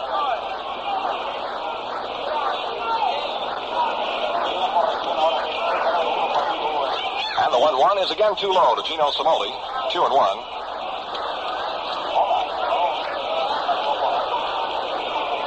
Ford needed 7 strikeouts to equal the World Series record of most strikeouts in the total series, 62, held by Allie Reynolds of the Yankees. He picked up 4 of them. And 3 of them today makes it a total of 7. And now, if he gets 1 more, it'll be a new record. Here's a strike 2 call to Simoli.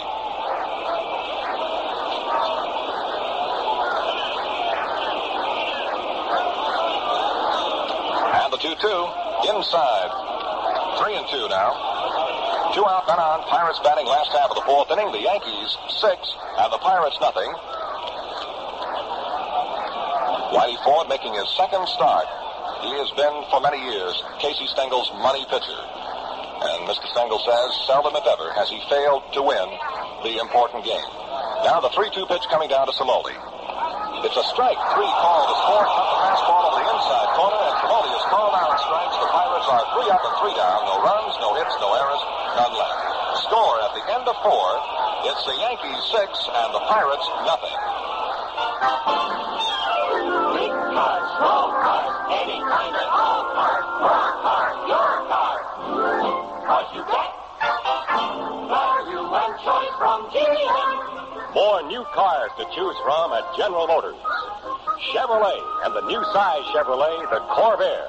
Pontiac and a new size Pontiac, the Tempest. Oldsmobile and a new size Oldsmobile, the F-85. Buick and a new size Buick, the Special. And Cadillac. Never before has one company offered so many cars to meet so many needs. That's why when you go to buy a new car, your car... Chances are you'll find your new car at GM. 'Cause there's more to choose from. Value and choice from GM.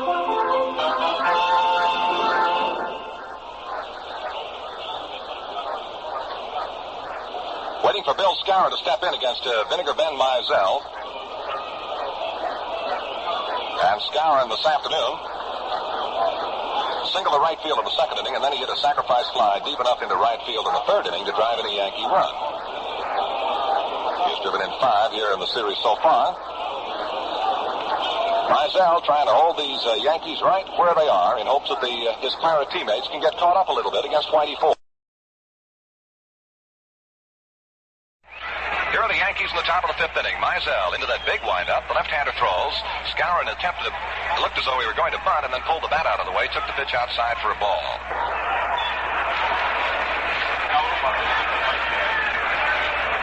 But Mizell delivers. Swing and a fly ball, well hit deep in the alley in left center field. Running after it as Simoli can't get it. It's between the outfielders and off the wall in deep left center. Cruising into second base, standing up with a double goes Bill Skowron.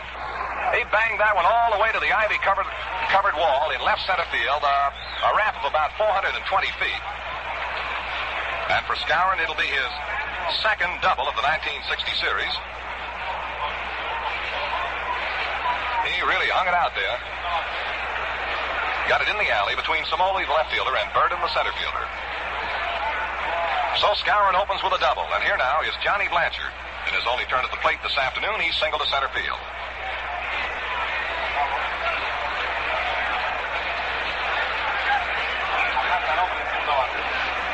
And the pitch, curve and a strike called as the left-handed hitting Blanchard kind of backed off, looking all the way.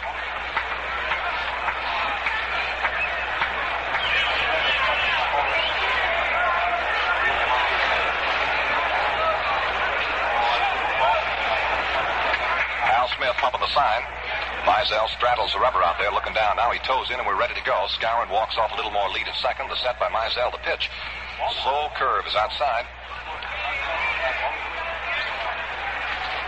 1-1.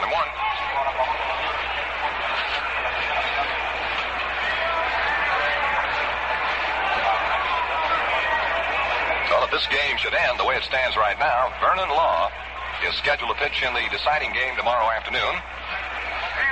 Now the 1-1 pitch coming down to Blanchard. It's up high to the left-hand swinger. And a ball, 2-1.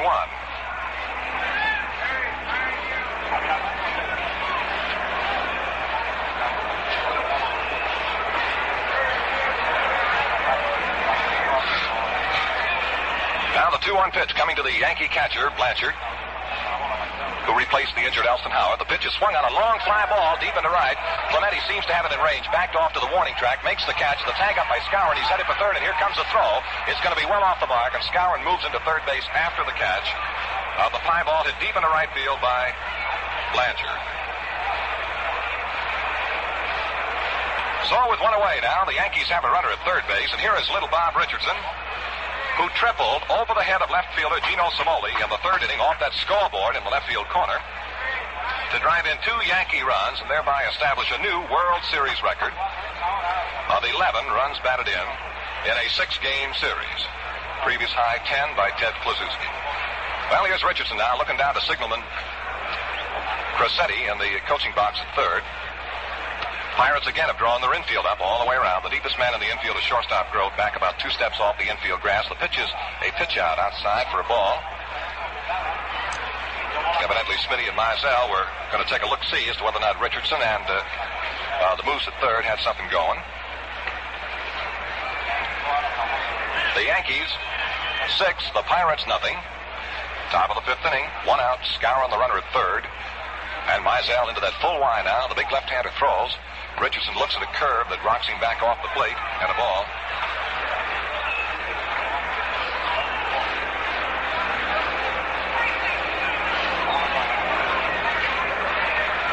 Green and Levine are now working in the Pirate bullpen in the right field corner. 2-0 to Richardson.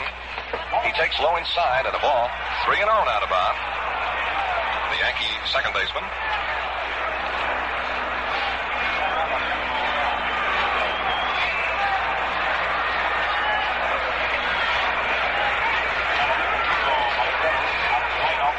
And the 3-0 to Richardson. Swinging a line drive caught by the third baseman, Hope. Oh, what a grab by the Pirate third baseman, Don Hoke. A screaming line driver, a real blue darter. And Hoke made a brilliant one-handed grab and looked at Skowron. Well, the ball was hit so viciously that Skowron didn't have a chance to take any more than a step or so away from the bag. A line drive off the bat of Richardson right into the glove of Don Hoke. Boy, I'll tell you, it takes quick reflexes to make that kind of a play. You do or you don't, and Don Hoke did. Fine play. 2 out. At third, Skowron. The batter now, Whitey Ford.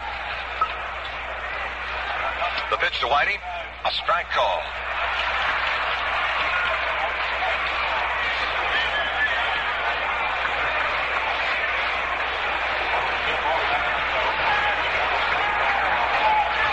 And the one-strike offering. Ford swings, a line drive, takes one hop in front of the second baseman, Mazeroski. He makes the pickup and throws to first in time to get Whitey. And that's all for the Yankees in the 5th inning. 1 run, a check at no runs on 1 hit. No runs on 1 hit. No errors and 1 man left. And the score at the end of 4 1/2 innings of play, it's the Yankees 6 and the Pirates nothing. The second half of this game is being brought to you by the Gillette Safety Razor Company. And what a series this has been for Gillette. The Gillette Super Blue Blade had won 12 million users before the series opener. Well, you can't count them, but since the first game, thousands upon thousands of men have switched to this really amazing blade that positively guarantees shaving speed and comfort you just never experienced before. Super Blue Blade edges are the result of a truly sensational development referred to by graduate engineers as a scientific breakthrough. Here is a giant step forward in shaving technology. You get shaved so clean and easy, so remarkable in every respect, that they're all but unbelievable. Worth trying? You said it. Fortunately, for a limited time, you get a supply of Super Blues with a new Gillette Super Speed Razor and handy travel case for the bargain price of only 89 cents. Or if you're sent for a razor, Super Blue Blades are also available in dispensers of 10 for 69 cents, 15 for $1. We pause 30 seconds for station identification. Are you mixing with the best? Saratoga Vichy with the yellow label, with the yellow label. Always ask for Saratoga Vichy, the mixture that's bubbling over with good spirits. And remember, Saratoga Vichy comes only in a bottle, the green bottle with the yellow label. Saratoga Vichy, yellow label.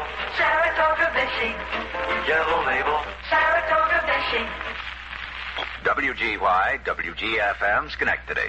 Hal Smith hits the first pitch from Whitey Ford right back through the middle of center field for a base hit, and the Pirates are about ready to go to work in the last half of the fifth inning, and it's our pleasure to turn the microphone over once again to that man from Chicago and the Chicago Cubs, Jack Quinlan. Jack? Thank you, Chuck, and hi again, everybody. Yes, sir, Smith just lined a single right through the box out into center field to open it up in the bottom of the fifth inning for the Pirates. And here is Don Hoke now, right-handed batter. Hits a curveball, slices it foul up onto the railing of the upper deck above first base, and it's strike one. That's the fourth hit off of Whitey Ford in the ball game, and the first Pirate hit since the second inning. Ford had retired 8 straight bucks. Yankees 6, Pittsburgh nothing in the bottom of the fifth at Forbes Field. 0-1 to Don Hoke. A ball high and outside, backhanded by Johnny Blanchard. 1-1 on Hoke. A prime candidate for the most valuable player honor in the National League. What a series this guy has had, hitting .278, but defensively he's been a gem. Hal Smith on first, nobody out. Pitch to Hoke, another high outside pitch. 2 balls and 1 strike on Don. And the Pirate faithful now have started to come to life. The Yankees scored a run in the second and 5 in the third, and they lead the Pirates 6-0 here in the bottom of the fifth at Forbes Field. Last time the Pirates were in a World Series, the Yankees swept them 4 straight back in 1927. Here's the stretch, and the pitch on the way. A ball, it's high. 3 balls and 1 strike on Don Hoke. Activity continues in the Pirate bullpen. Right-hander Clem Levine and southpaw Fred Green warming up. We're getting down to the tail end of the order. The pitcher is due up 4th in this inning. And if we get as far as the pitcher, he probably would be taken out. Here's a ball 4. Hoke walks. 2 men are on with nobody out. That's the first walk Whitey Ford has allowed. And here's Casey Singh, the Yankee manager, coming to the mound. Now he breaks into a little dog trot, crosses the foul line. He's walking to the hill. There is no action at the moment, but we are going to start somebody warming up in the Yankee bullpen. Bobby Shantz, a left-hander, gets off the bench out there in the bullpen, along with right-hander Bob Turley. So the Pirates have runners on first and second with nobody out in the bottom of the fifth. They're trailing the Yankees by 6. Stengel has had his conference with Whitey Ford and catcher John Blanchard.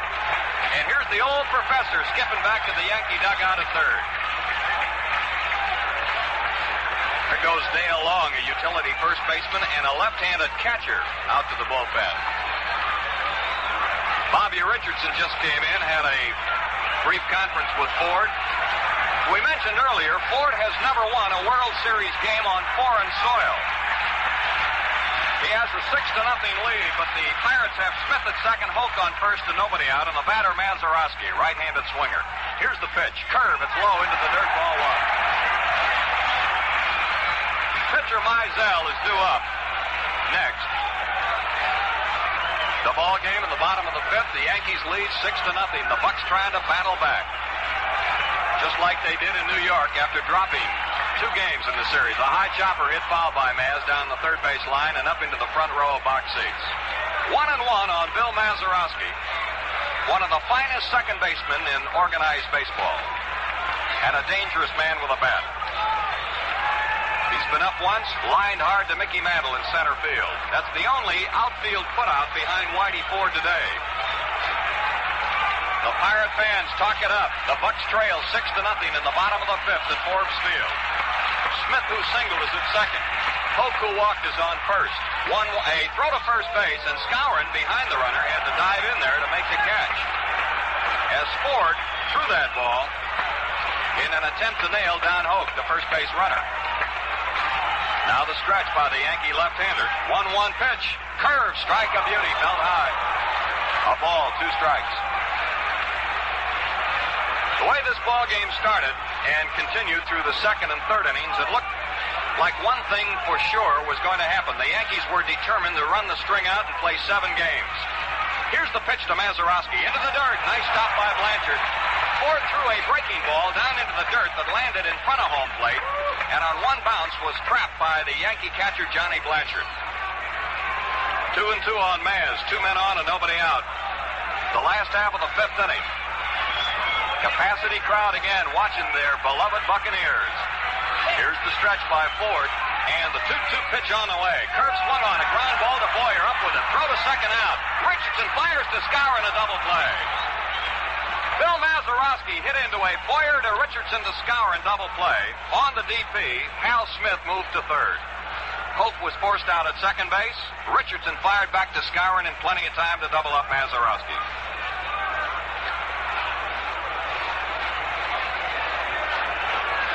See who the pinch batter is going to be for Mizell. Looks like Rocky Nelson, left-handed batting first baseman. With Hal Smith on third, 2 out, we're getting a pinch hitter, Rocky Nelson, a left-handed batter. Nelson so far has been up 5 times and he has 2 hits. No homers and no RBIs. During the year, Rocky hit 300, 7 homers and 35 runs driven in. Nelson batting for the pitcher, Vinegar Ben Mizell, with a man on third and 2 out here in the last half of the fifth inning. That means in the top of the sixth, the Pirates will use another pitcher, either Labine, a right-hander, or Fred Green, a left-hander, and that pitcher will be the 4th one used by Danny Murtaugh today. Here's left-hander facing left-hander now. Nelson, southpaw swinger. Ford fires. A curve. It's low and inside of all. 1-0. Yankees 6, Pittsburgh nothing in the bottom of the fifth. Hal Smith on third. 2 gone now. Ford very cool, calm, confident, winding.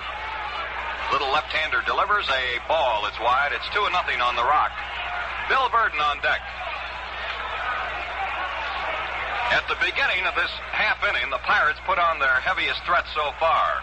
Smith singling and Hoke walking as the first 2 batters, then Mazeroski rammed into a double play.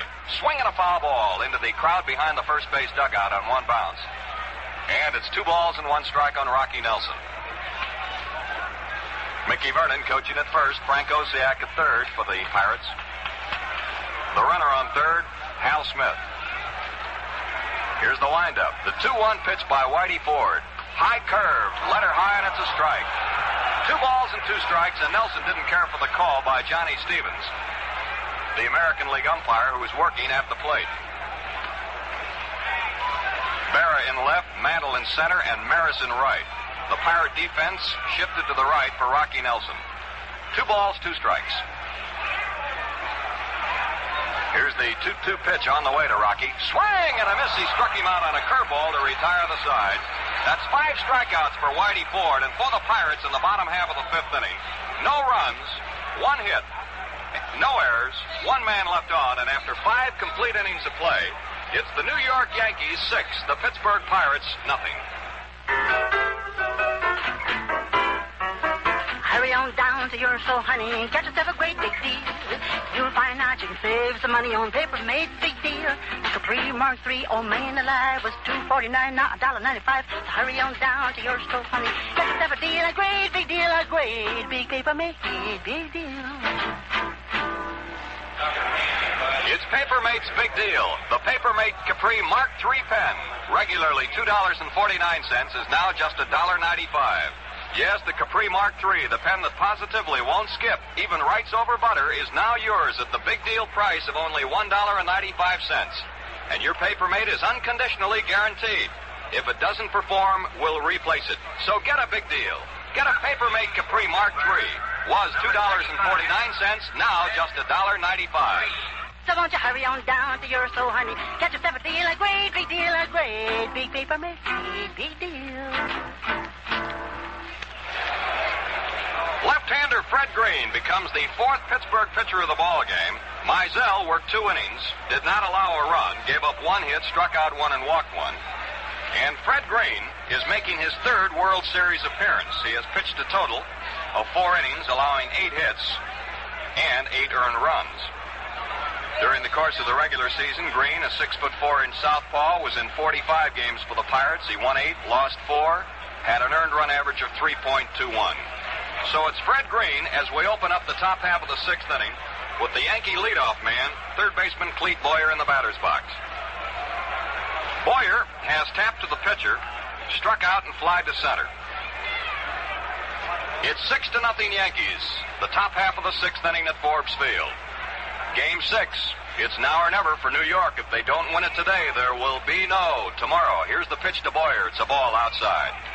1-0. Hoke at third, Grote at short, Mazeroski at second, Stewart at first. Samoli, Burden, and Clemente around the Pirate outfield in left, center, and right. The pitch by Big Green on the way. Fastball swung on, well hit right field. Here's Clemente going back, chasing the ball. He's not going to get to it. It's off the bleacher wall on 1 bounce.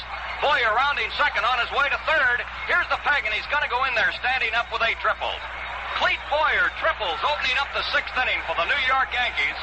Hit number 9 by New York, number 1 off Fred Green. So Boyer says hello to Green with a 3-base hit over the head of Roberto Clemente off the bleacher wall in right field on 1 bounce.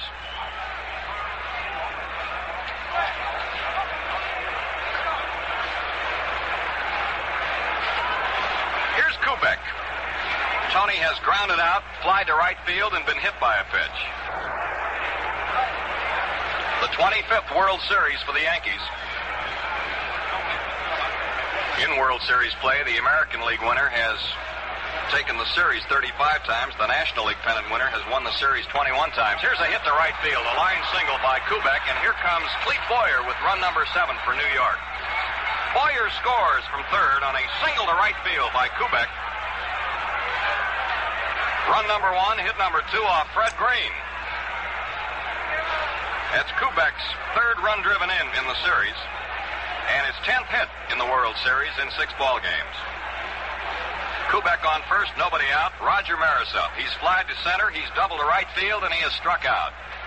Clem Levine loosening up along with Joe Gibbon in the Pittsburgh bullpen down the right field foul line. Kubek on first and nobody out. Pitch to Roger Maris. A swing and a line drive into right field. It's going to drop in for a base hit. Here's the runner rounding second on his way to third. A good throw, but it's high, and the runner's in there, and a head-first belly flop. Kubek is safe at third. Here's Murtaugh coming out. Fred Green has given up 3 straight hits. A triple, a single, and another single. And the Yankees have runners on first and third. There is still nobody out, and Murtaugh quickly jumped out of that dugout on that line hit by Roger Maris, his 2nd hit of the afternoon. And he's on the mound. He gets the baseball, and that's going to be all for Fred Green. The Yankees continuing their attack against Green, which they started earlier in the series, and now Clem Levine, a right-hander, is going to be called in to pitch to Mickey Mantle.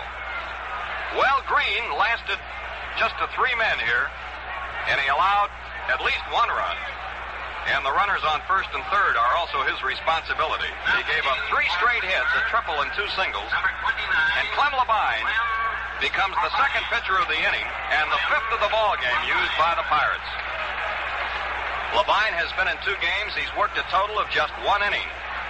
Very seldom during the course of the regular season were the Pirates humiliated in this ballpark. But last Thursday, of course, the Yankees bombed them 16-3. Here in this ball game, number 6 in the World Series, the Yankees lead 7-0. The Bucks won 52 and lost 25 here at home during the course of the season on their way to the National League pennant. And in their last 25 games here at Forbes Field, they were able to win 18 of them. Labine is ready. Here's the pitch to Mantle. A swing and a line drive into left field. It is a foul ball down the third base line, out beyond third, out toward the Yankee bullpen. 1 strike on Mickey Mantle. Mantle, his first time up, with 2 strikes on him, tried to bunt, tried to drag, and he pushed the ball right back to Bob Friend, who threw him out. His next time up, he singled, and he walked his last time at bat.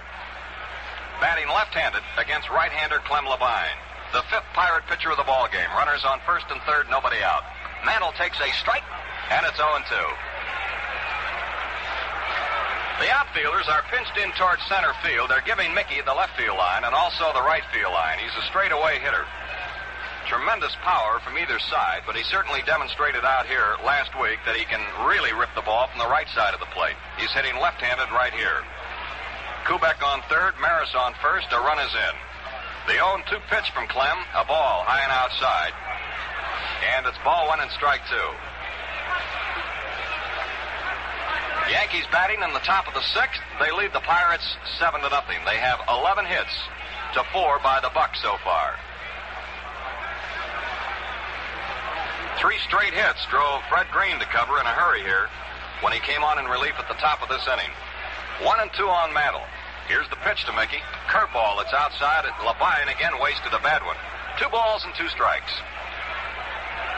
Yogi Berra in the on-deck circle down here to the left. During the course of the season, Forbes Field had its greatest attendance total in history. The Pirates drew 1,705,000. Here's the 2-2 pitch. Ball 3, wide to Mantle. Full count on Mickey, 3-2.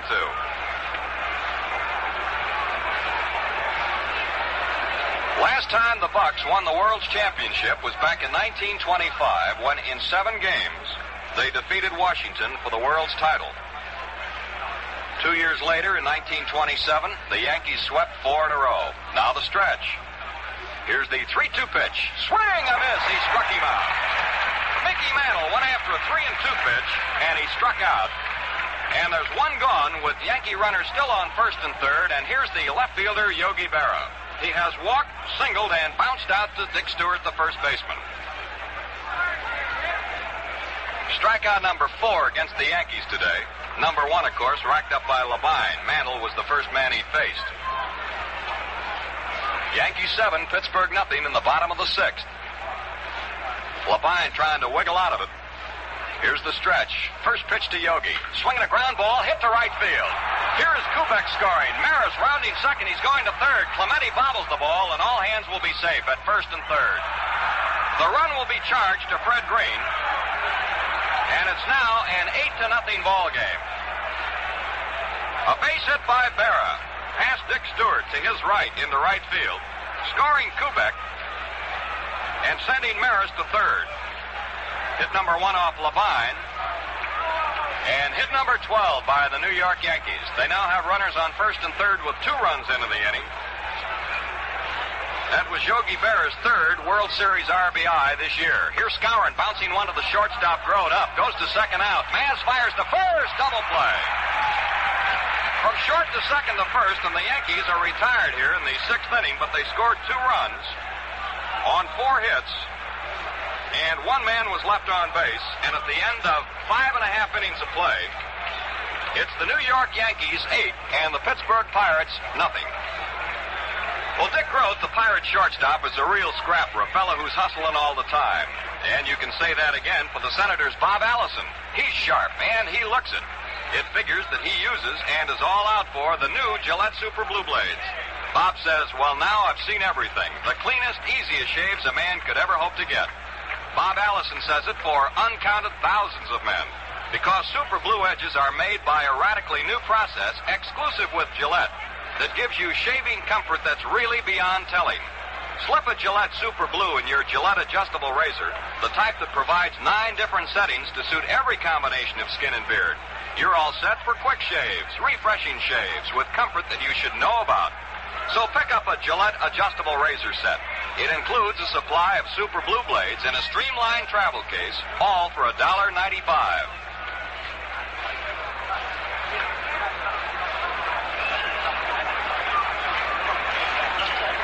go to the bottom of the sixth inning now with the Pirates coming to bat. They trail by a score of 8-0 to the New York Yankees, and Whitey Ford, who's just coasting along the way he did at Yankee Stadium on Saturday, is all set to work on the top of the batting order, center fielder Bill Burden.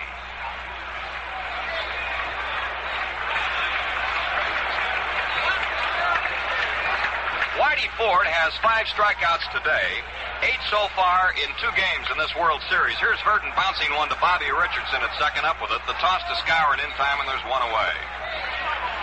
8 strikeouts so far in this World Series for Whitey Ford, and that gives him a career World Series total of 63 strikeouts, which is a brand new record. He broke the one held by Allie Reynolds, a former Yankee. Here now is Grote. He has bounced into a double play and struck out. The pitch is a curve inside, ball 1. 1 out and nobody on in the bottom half of the 6th. Yankees lead 8-0. Ford stretches that pitching arm up in the air, looks in, gets his sign from Blanchard. Wind up by Whitey. Here's the pitch. Grote takes a strike. Letter high on the outside corner. A ball and a strike. Well, in 2 outings, his teammates have presented Whitey with a total of 18 runs in these 2 ball games. Here's the pitch. Curve swung on, fly ball, pretty well hit to right field. Maris going back, reaches up, one-handed grab by Roger in deep right field. 2 gone. Here's Clemente, who has singled and been thrown out by Kubek. 2 out and nobody on. Ford just coasting along. Has allowed only 4 hits and only 1 since the 2nd inning. The ball game now is in the bottom of the 6th. The Yankees lead 8-0. Game number 6 at Forbes Field. Clemente, right-handed batter. Here's Ford's first pitch to Roberto. A curve into the dirt right around his shoe tops for ball 1. Blanchard working behind the plate. The reason being Elston Howard was hit by a pitch from Bob Friend early in the game and had to be removed. The pitch, sidearm fastball, strike right around the belt. Howard was taken to the hospital for x-rays. 1-1. 2 out and nobody on base. The last half of the 6th inning. Pirates have a long way to go. A lot of work to be done. They trail by 8. The pitch now by left-hander Ford. Fastball line. There's a shot up the middle. A base hit between Kubek and second base. And Clemente makes the turn and now goes back with a long single. Hit number 5 off Whitey. A single to center field by Clemente. And here is Dick Stewart, the big Pirate first baseman, who has struck out and grounded out so far.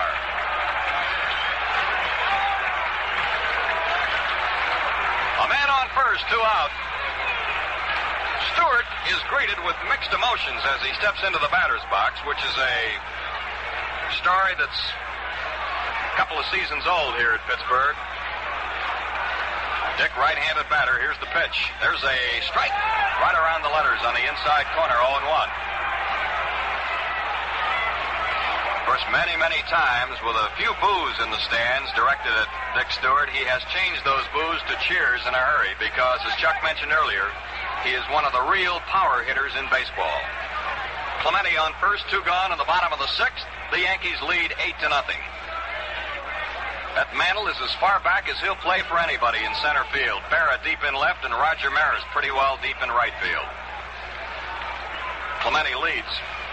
The 0-1 pitch. Curveball chopped to the pitcher on 1 bounce. Ford fires. He's out by 45 to 50 feet at first base. It retires the Pirates in the 6th. No runs, 1 hit. 1 man left on, and after 6 full innings at Forbes Field, the New York Yankees 8, the Pittsburgh Pirates nothing. Well, there's 6 innings of ball, and the Yankees are giving it their all, trying to even this series up. Well, win or lose, it beats all how a shower and a quick shaving cream shave brightens them up. Men go for instant lather shaving cream, and one of the most popular and fastest-growing brands is Gillette Foamy. You just can't beat Foamy for ease and convenience. Just press the nozzle. There's creamy, full-bodied lather that holds the water against your beard, and a little of that rich lather goes a long way. You use less, you save money. And only Gillette Foamy contains K34, an exclusive antiseptic that destroys harmful facial bacteria while you shave. You can get Gillette Foamy in 2 sizes, regular at 79 cents, or the economical giant can, almost twice as much, for only 98 cents. And Foamy with cool, refreshing menthol added is also available in both sizes. Yankee fans taking their seventh inning stretch. We go to the top of the seventh inning, and Johnny Blanchard will lead things off. He'll be followed by Bobby Richardson, and then the pitcher, Whitey Ford. Clem Levine has finished his warm-up throws, and here is Blanchard stepping in. Yankees 8, Pittsburgh nothing. The game is in the top of the seventh. Here's the pitch. A curve swung on, well hit to right field. Way back. It's going to be off the top of the screen in right field. Blanchard rounding first on his way to second base, and he goes in with a long double. John Blanchard, for the third straight time, has hit the ball well, and he just hit a two-bagger off the top of the screen in right field. He didn't miss a home run by very much, just a foot or so. Another footer 15 or 16 inches higher, and that ball would have been over the screen and into the right field lower deck. A double for Blanchard leading off the seventh inning.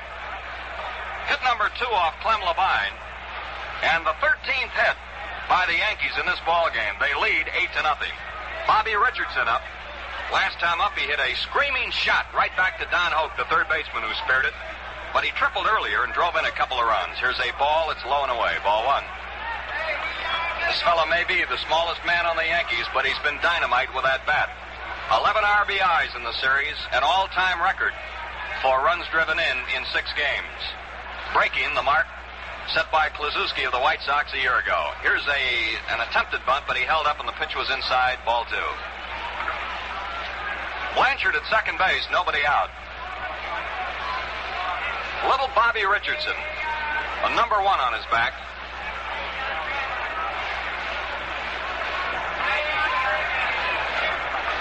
Waving that bat around. Blanchard takes his lead. Here's the stretch by Levine. 2-0 pitch on the way. A bunt foul back here to the screen. 2 balls and 1 strike. It was off Clem Levine on Saturday at Yankee Stadium that Richardson had his greatest moment of glory, the grand slam home run, to help Ford win 10-0. 2 balls and 1 strike on Bobby Richardson. Johnny Blanchard at second base. The ball game in the top of the seventh. New York leads 8-0. They've been out in front ever since the second inning when they scored 1 run. Now the stretch. 2-1 pitch to Bobby. Swinging a well-tied ball left center. Way back. It's going to be out there. Verdon can't get it. It's going to go to the wall. Here is Blanchard scoring. Richardson around second. He's on his way to third. And he goes in standing up with a triple. Bobby Richardson, second triple of the ball game. And his third run batted in today. And he now has a total of 12 RBIs in 6 ball games in this 1960 World Series. Clem Levine gave up a grand slam homer to Bobby Saturday and a long triple that went all the way to the 406-foot sign to the left center field wall here in the 7th inning today. Well, that is run number 1 and hit number 3 off Levine, and the score is now 9-0 Yankees. And here is Whitey Ford, the New York pitcher. A man on third, nobody out. Ford has singled, struck out, and bounced out. Whitey drove in the first run of the ball game with a single off the glove of Bob Friend back in the second. He taps 1 foul back to the screen, strike 1. 9 runs and 14 hits for the Bombers. As they try to square the series at 3 games each. Joe Gibbon and Red Witt warming up in the Pittsburgh bullpen. Here's the pitch. He's going to bunt. The runner's coming in. Hoke up with the ball. Fires to the plate. He's saved. Suicide squeeze with Richardson scoring. Whitey Ford bunted the ball as Richardson drilled in for the plate. The bunt was pushed right back to Don Hoke, the third baseman, who was playing shallow. He grabbed it on 1 hop and fired to Smith too late. And Ford has just squeezed in another run as Richardson scores. And, of course, Ford is on first base. That's the second RBI for Ford, sacrificing a fielder's choice. Run number 2 off Clem Levine. And it's now a 10-0 Yankee ball game here in the top of the 7th, the same score by which Ford breezed in on Saturday. Here's Clete Boyer, third baseman. He's had 1 hit, a triple. He's been up 4 times. Whitey Ford on first base, still nobody out. 2 runs are in. Levine throws a curveball that hits the outside corner, letter high. 0-1. Clem looking in, gets the sign from Hal Smith. Suicide squeeze play a moment ago with Bobby Richardson scoring on a perfect bunt. There goes Ford to second base. The pitch is foul back here to the screen. 0-2. Whitey was taken off, and Boyer fouled the pitch back here to the base of the screen. 2 strikes, no balls to count. The Yankees scored a run in the second, 5 runs in the third, 2 in the sixth, and 2 so far here in the seventh. They lead the Bucks 10-0. Should there be a 7th game tomorrow, it would be Turley, in all probability, against Vernon Law. Here's the stretch. And the pitch on the way. A ball that's outside. He shortened up like he was going to lay one down. Ball 1 and strike 2.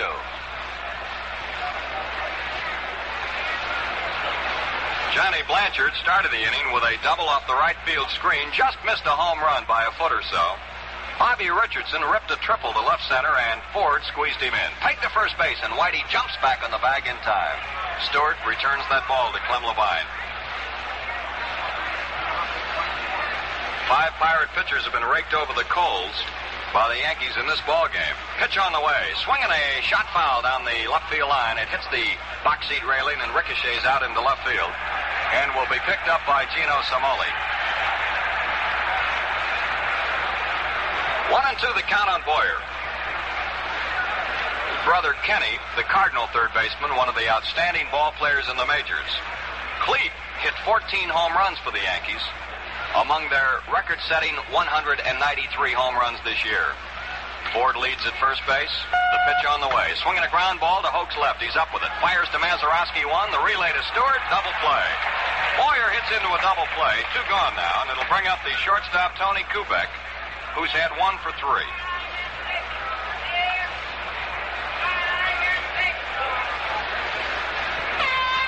Second double play turned in by the Pirate infield.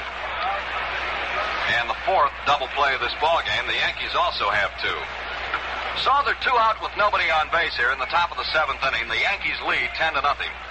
Here's Levine winding and firing to Kubek. A swing and a line drive into center field. It may drop. Burton dives. He caught it. A great play by Burton in center field. Diving shoestring somersault catch by Bill Burton. And again, he proved that he's one of the outstanding center fielders in the game today. In the inning, 2 runs, 2 hits, nobody left on base. And at the end of 6.5 innings of play, it's the Yankees 10, the Pirates nothing.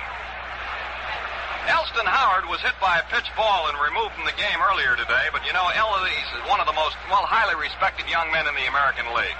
And like most big leaguers, he uses and has some wonderful things to say about the Gillette way of shaving. Well, in brief, he says, and an awful lot of men echo this, when he first tried the Gillette Super Blue Blade, he could scarcely believe there was a blade in the razor. That's how quick and comfortable he found shaving with the Gillette Super Blue Blade.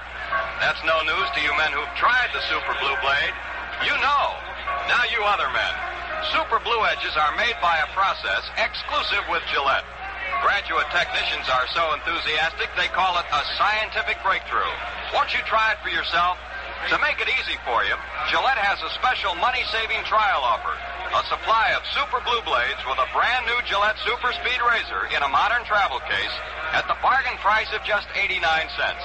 Or get Super Blues in dispensers, 10 for 69 cents or 15 for $1. We pause 30 seconds for station identification. Are you mixing with the best? Saratoga Vichy with the yellow label, with the yellow label. Make the sip test. Extra lively, extra dry, genuine Saratoga Vichy always tastes best by itself or mixed in your favorite drink. Be sure to ask for it by name, Saratoga Vichy. Saratoga Vichy. Yellow label. Saratoga Vichy. Yellow label. Saratoga Vichy. WGY, WGFM, Schenectady.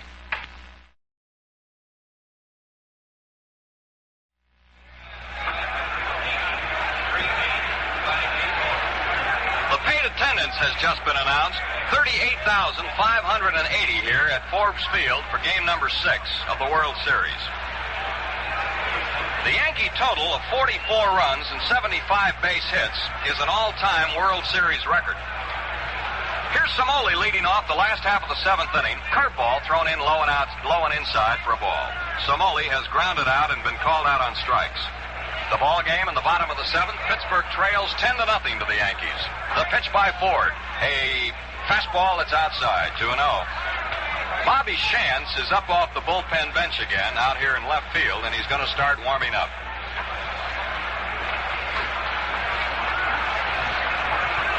2-0 the count on Somoli, who's leading off the bottom of the seventh inning for the Pirates. Pitch, swing and a foul back here out of play. Jim Coates, a right-hander, has joined Shantz in the Yankee bullpen, just in case Ford runs out of gas here, because he has pitched so far a fine ball game, allowing no runs and 5 hits through 6 innings. Here's the windup, and the 2-1 pitch is on the way. Swing and a foul ball, lifted up toward the roof on the first base side, and it goes up there among some policemen and photographers and newsreel men who are up there by the light tower. 2 balls and 2 strikes to count on Somoli. He'll be followed by Hal Smith and then Don Hoke. The gold and the glory hanging in the balance of these ball games here in the World Series. The winner's share is going to total around $8,500. The loser's share approximately $6,500 when it's all sliced up and counted. Pitch, fastball, it's over the plate but low. 3 balls, 2 strikes to count on Gino Somoli. Somoli has had 3 for 17, hitting below 200 in the series so far. Ford Whitey. The pitch by Whitey is on the way. Somoli whacks one, a one-hopper. Kubek knocks it down at short. Picks it up and then drops it again. He couldn't handle it. A hot smash, a sinking line drive that hit the dirt in front of him. He made a whale of a play, and then he bobbled it twice, and he's charged with a boot. An error on Kubek. Well, the Pirates have something started, they hope, with a man on first and nobody out. They are 10 runs behind. That is the 7th Yankee error. Here now is Hal Smith, who's 2 for 2. Curve low and inside for a ball.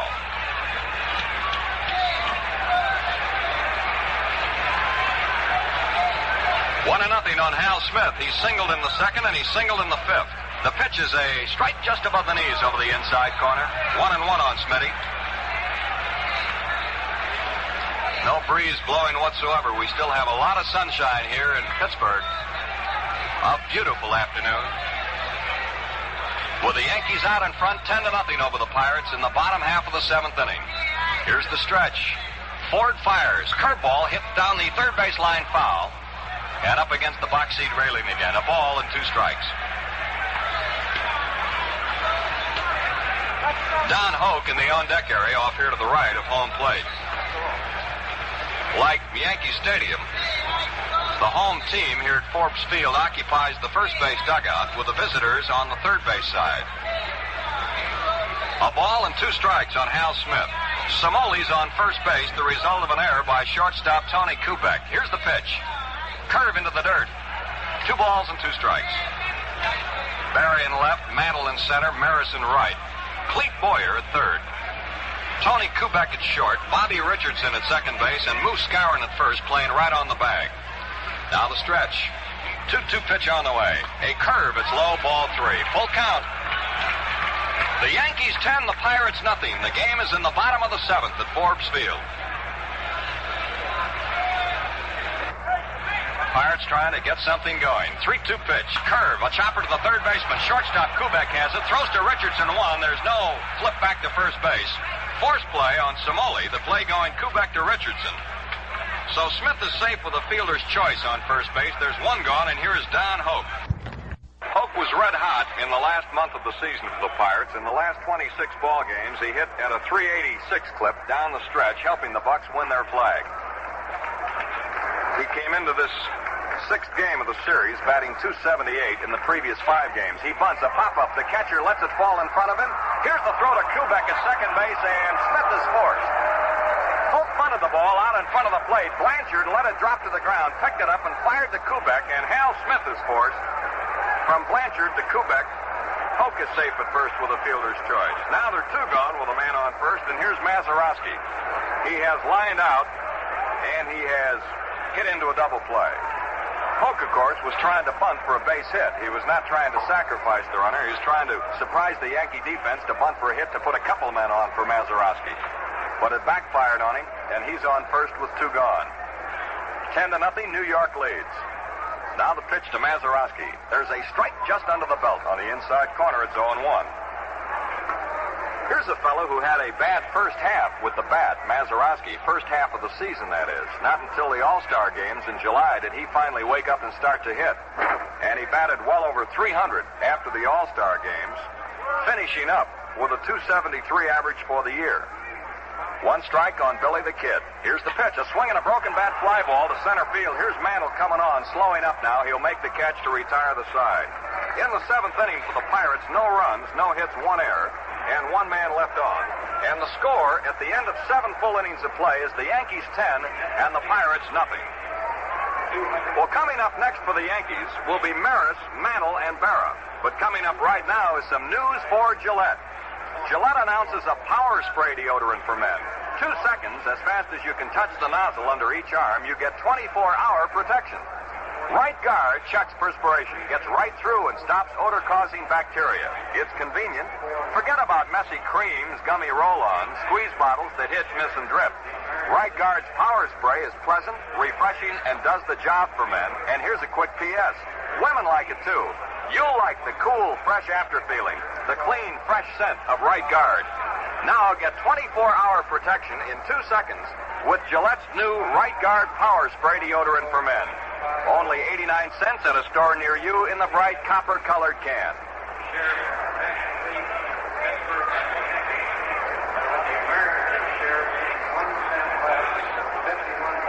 We're going into the 8th inning of the ball game with the Yankees coming to bat. Roger Maris will lead off. He has single, doubled, struck out, and flied out, 2 for 4. He'll be followed by Mantle and Berra. As Casey Stengel sends up some of his big sticks of dynamite here in the 8th inning, with the Yankees already out in front by a 10-0 score. Here's Roger, leading off against right-hander Clem Labine. The windup, the pitch by Labine is a strike right around the knees. 0-1. This Maris is as strong as a bull. Tremendous power. Led the American League this season in runs driven in with 112. Was second in home runs with 39. Here's a curve. It's low and inside. 1-1. Yankees 10, Pirates nothing. Top of the 8th. Game 6. A Yankee win would square the series of 3 games each and put the showdown out here tomorrow. Game number 7. Of course, a Pirate comeback in the last couple of innings would end it all and give the Bucks the World's Championship. Curveball, it's wide. 2 balls and 1 strike on Maris. Polk, the third baseman, well off the line. He's even with a bag, but swung over toward the shortstop position. Grote is deep over near second base. Mazeroski back on the outfield grass deep at second. Stewart deep at first. Maris, a number 9, levels that bat over the plate. Strong left-handed batter. Labine fires 2-1, and Roger hits a ground ball. They hit to right field. Between Mazeroski and Stewart, and Roger Maris is on with his 3rd hit, and the 4th hit off of Clem Labine. A ground single between Mazeroski and Stewart.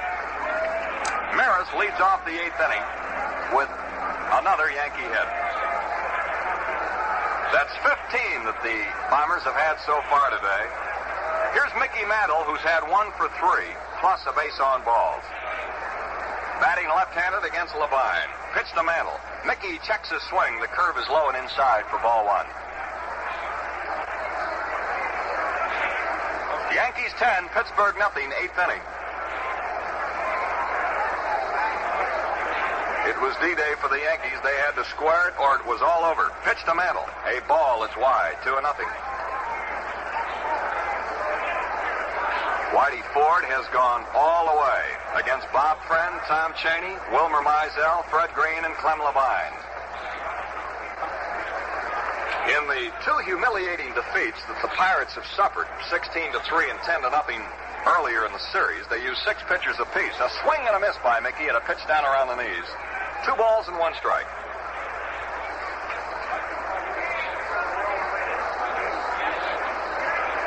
In each of the last 4 innings, the Yankee leadoff man has led off with a hit. Skowron doubled to open the 5th. Boyer tripled opening the 6th. Blanchard doubled opening the 7th, and Maris singled opening up the 8th inning here. Now the stretch. 2-1 to Mantle. A ball low and outside. 3-1 on Mickey Mantle. The American League home run champion with 40 this year. The only fella in either league to hit more home runs was Ernie Banks, the slugging shortstop of the Chicago Cubs, who ended up with 41, leading the majors. Maris on first, there's nobody out. 3-1 pitch to Mantle. Swinging a bouncing ball to Maz, might get two, bobbles it, throws to Grote out, relay to first base, too late, and Mantle is safe at first. Had the ball been fielded cleanly by Mazeroski and it was well hit, rammed right back at him, he might have had the double play, but he bobbled it. Still was able to get Maris, the head man, on a flip over to Dick Grote. So there's one out with a man on first, Mantle safe with the fielder's choice, and it brings up Yogi Berra, who's had 2 for 3. And a walk. He has scored 2 runs. And he's driven in a run. Yogi, left-handed batter, teammate Mickey Mantle on first and 1 gone. The ball game in the top of the 8th. The Yankees lead 10-0. Clem Labine, right-hander, stretching. Veteran throws a swing and a top ball foul down the first base line, grabbed by first base coach. Thrown back to the pitcher, Clem Labine. 1 strike to count on Yogi Berra. Oh, the Yankees have been pounding that ball around. 10 runs and a total of 15 hits. And they had a series batting average this year of 324 as a team. Now the stretch. And the pitch to Berra. A ball that's wide. Count is even now. Ball 1 and strike 1. The Pirates, during the course of the season, had a team batting average of 276, higher than anybody in either league. But the Bucks, so far, even though they have won 3 ball games in the series, have not been hitting the way they did during 154 games in the National League. 1-1 pitch to Berra. A ball gets away from Hal Smith. There's Mantle racing for second base, and he's going to make it without a throw. Ball got away from the catcher, Smith, bounced behind him, and Mantle took off and made it. It's a wild pitch for Labine. So Mickey's in scoring position with 1 out. And Yogi Berra up there swinging that batter out. Ball 2, strike 1 to count. On left fielder, Yogi Berra. Moose Skowron waiting on deck. Labine checks the runner, delivers a ball that's low. 3-1 on Berra.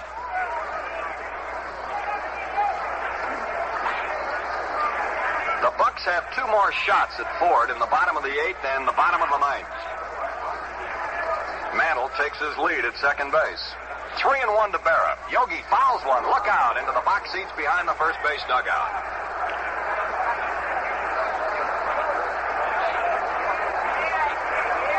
Ball 3, strike 2 the count.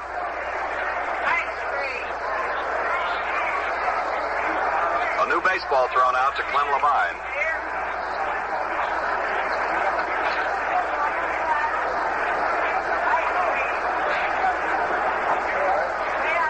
Ball 3, strike 2 on Yogi. Mantle at second base, 1 gone. Yankees 10, Pittsburgh nothing in the top of the 8th. Here's the pitch. Curveball. A little pop fly out into short center field. It's going to drop in. Here's Mantle rounding third. He'll score. Here's the peg home by Verdon. It's going to be close. He's safe at the plate. The ball gets away from Smith, and there's Berra going to second base. It's 11-0 now as Yogi Berra hit a pop fly single out into short center field. It dropped in front of Bill Verdon. And Mantle came racing home. Verdon's throw to the plate was too late. And Berra has just driven in another run.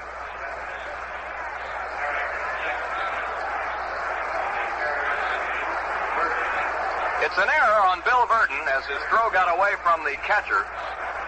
That's the first Pirate error of the ball game.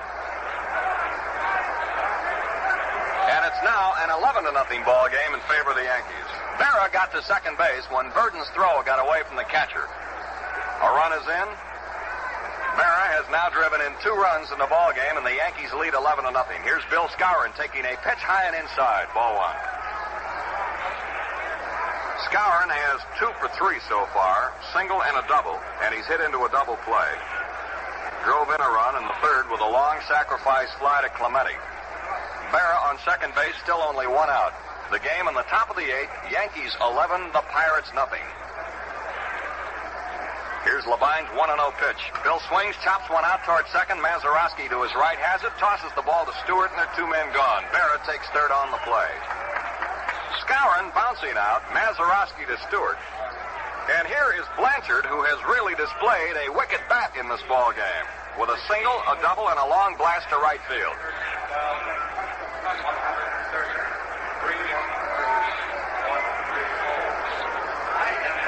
313,130 fans have seen the first 6 games of this series. Blanchard, left-handed batter, takes a Levine curveball outside. It's 1-0.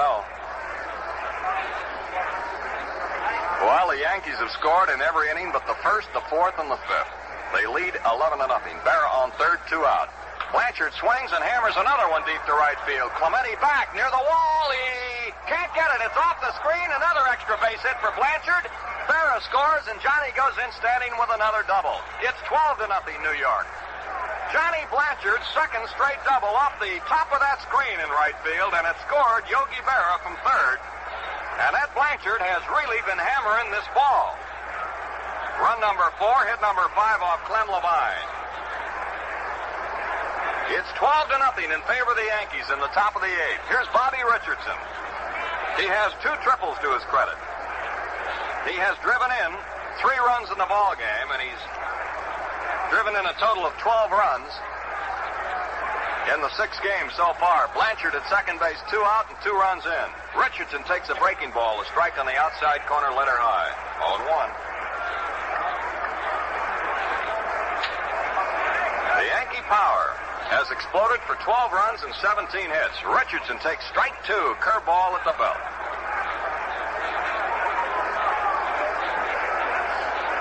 Blanchard out there at second base, 2 gone. He takes his lead. Now the stretch. Levine delivers a sidearm pitch, swung on, line into left field. It's curving. It's a foul ball down the left field line. Bobby Richardson trying to get another RBI, and of course every time he should get one from here on in, he will continue to set records. Little man, but he carries a big stick. It's 12-0 Yankees. The ball game in the 8th. Blanchard at second base. They're 2 men out. There have been 3 hits and an error in the inning. Here's a swing and a foul into the up against the first base dugout. Still 2 strikes on little Bobby Richardson. 2 runs in here in the 8th. Yankees 12, Pirates nothing. 17 hits for New York against 5 by the Bucks.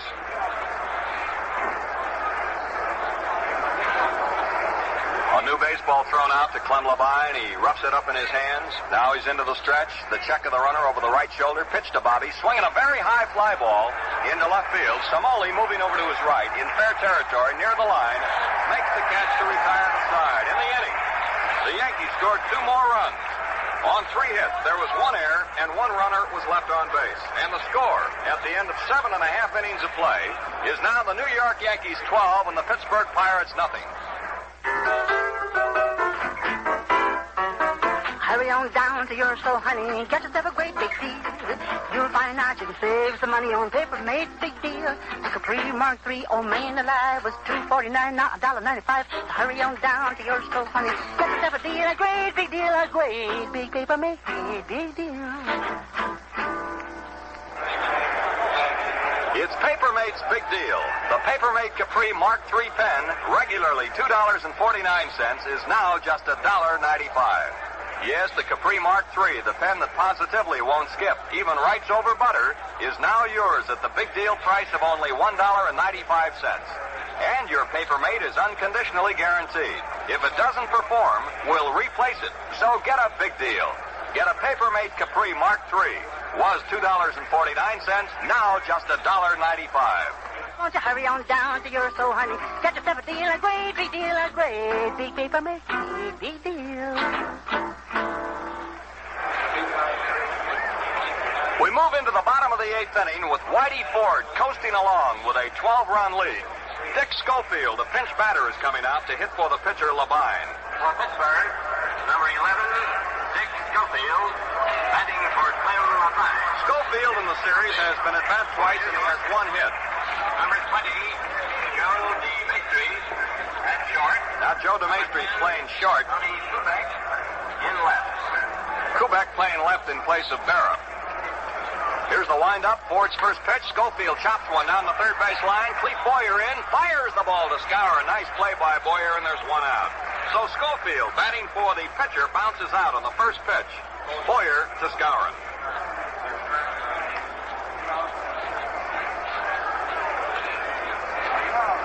One away, and it brings up the top of the batting order, Bill Burton. He singled in the first, bounced out in the third, and again in the sixth inning to Bobby Richardson, the Yankee second baseman. One out and nobody on, the ball game in the bottom of the eighth. Ford fires, overhand fastball, a strike just under the belt. 0-1. Here's the windup. Pitched by Whitey Ford. A curve, it's low, and it's even up at ball one and strike one now. 12-0 Yankees. The Bombers have really given Whitey Ford big cushions in each of his ball games. A 10-0 win on Saturday. He leads 12-0 in the bottom of the eighth inning here at Pittsburgh. In Game 6. 1-1 pitch to Burton. Swinging a ground ball to Richardson again. He's up with it. Easy play. The flip, and they're two gone. 3 straight times Burton has rolled out now to Bobby Richardson. Here's Captain Dick Grote, the National League batting king this year with an average of .325. In this ball game, he's hit into a double play, struck out, and fly deep to Maris in right field. The pitch to Grote. A ball. It's a little bit low. Ball one. Yankees have 12 runs and 17 hits. The Bucks, no runs, 5 hits. The pitch on the way. Grote hits a curveball, foul down to the third base coach, Frank Osiak. Looks the ball over. He's going to throw it out of play. A ball and a strike on Dick Grote, the former Duke University All-American in baseball and basketball. Schofield loosening up, playing a little catch out here in the Pirate bullpen in right field now. Whitey Ford trying to post his second straight shutout in the World Series. Pitch to Grote. Curve, a ground ball. It's going to be knocked down by DeMaestri, the shortstop, but he can't make a play in the shortstop hole on the edge of the grass. A hit for Grote. Base hit by Grote. Hit number 6 off Ford, and that brings up Clemente. He has 2 for 3 today. A single in the first and a single in the sixth.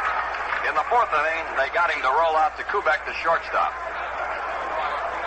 Man on first, 2 gone here in the bottom of the eighth. The Pirates trail by 12-0. Game number 6. Well, the Yankees trying to square things at 3 wins apiece. Here's the pitch. Clemente chops one to the shortstop. DeMaestri has it. Fires the ball to Skowron. A close play, and he's out at first base. So in the eighth inning for the Pirates, it's no runs, 1 hit. Infield hit by Grote, and he is left on. And at the end of 8 full innings of play, it is the New York Yankees 12 and the Pittsburgh Pirates nothing. Well, 2 of the heroes so far as Pirate fans are concerned, have been little Elroy Face, very modest pitcher, and the almost shy center fielder, Bill Burton. The Giants' Don Blasingame is like that. He hasn't a whole lot to say on or off the field. So it's gratifying to me how he takes off on the almost unbelievable comfort he enjoys with the new Gillette Super Blue Blade. Well, I've got to brief what he says, but it nets down to this. I get shaved so fast and easy with the Gillette Super Blue that it's hard to believe I have a blade in the razor. That's the experience you can expect the first time you try the Gillette Super Blue Blade. Its edges are produced by a new and exclusive process. Scientists call it a breakthrough. You shave with such comfort, so clean and so quick that, believe me, you'll want to tell your friends about it. Want to try? A nearby store features a special trial offer that won't last long. A supply of Super Blue Blades, a Gillette Super Speed Razor, and handy travel case, all for the money-saving price of 89 cents. Of course, you can buy Super Blue Blades separately. They fit all Gillette razors. 10 for 69 cents or 15 for $1. We pause 30 seconds for station identification. This is WGY, 810 on your dial, and WGFM, the General Electric station, Schenectady. Here's the weather forecast for interior eastern New York and adjacent western New England. Fair and chilly tonight with scattered frost. Low temperatures mostly in the 30s. Thursday, generally fair and somewhat warmer, with increasing cloudiness in the afternoon. The high tomorrow, 65 to 72 degrees.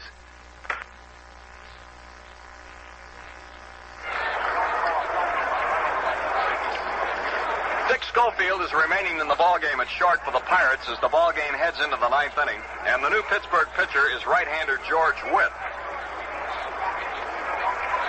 Wood has been in 2 series games, pitching a total of 1 2/3 innings. He leads off here, and Ford hits a broken bat ground ball to Stewart. He's going to get him. Makes the play all by himself. Ford still has the bat handle in his hand, and the barrel of the bat flew all the way down to the first baseman, Stewart. So Ford is out. Dick Stewart unassisted on a broken bat ground ball. Whitey still hanging on to that bat handle as he carries it back here to the Yankee dugout. George Witt, the 6th Pirate pitcher of the ball game. We're in the top of the 9th. The Yankees coasting along with a 12-0 lead. Here's Clete Boyer. Boyer has 1 hit, a triple. Been up 5 times. Right-handed batter facing right-hander George Witt. Here's the pitch. A ball that's low and outside. Hal Smith does a little barking at the plate umpire, John Stevens. But it goes up on that big board in left field, ball 1. 1 out and nobody on, top half of the 9th. Here's the pitch. A ball that's outside again. Clem Labine worked 3 innings. He allowed 4 runs and 5 hits and struck out 1. Friend started it. Then Cheney, Mizell, Green, Labine, and now Witt here in the top of the 9th. Here's a curve high and outside, 3-0 on Boyer, with Tony Kubek on deck.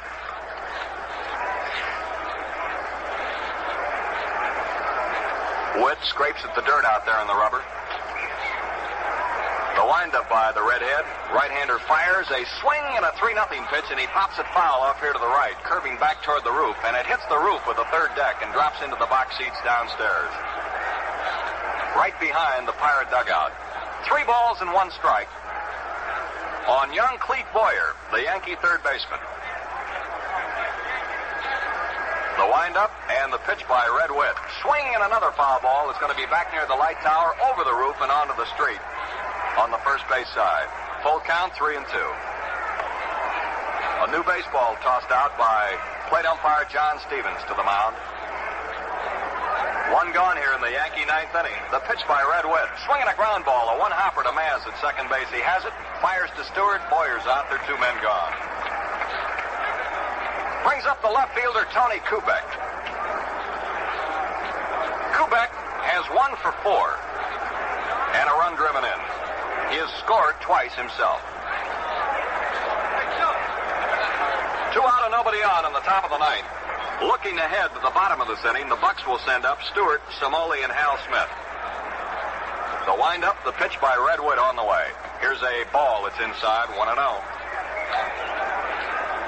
Tony Kubek celebrating his 24th birthday today, but the present actually has been handed to Whitey Ford. 12 runs he's had to work with. Here's the pitch. Swinging a well-hit ball to right field. Clemente back, near the wall, leaps, he has it. Clemente caught that ball in deep right field to retire the side, right up against the green wall out there at the 375 side. 3 up and 3 down in the 9th inning for the New York Yankees. No runs, no hits. Nobody left on, and that is the first time since the first inning that the Bombers have been retired 1-2-3.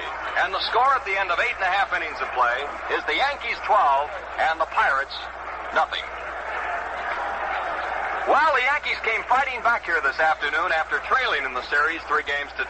I guess every series has its high spot. And to many men, a high spot was their introduction to the almost unbelievable shaving comfort of the wonderful Gillette Super Blue Blade. Have you tried this amazing new blade? For you men who haven't, believe me, I've got plenty to back me up in this statement. You're missing a thrill you'll remember for a long, long time. Because this blade gives you clean shaves, easy shaves, so fast and comfortably you just can't describe it. Super Blue Edges are produced by a brand new process exclusive with Gillette. And this blade fits all Gillette razors. Try it on Gillette's money-saving special offer.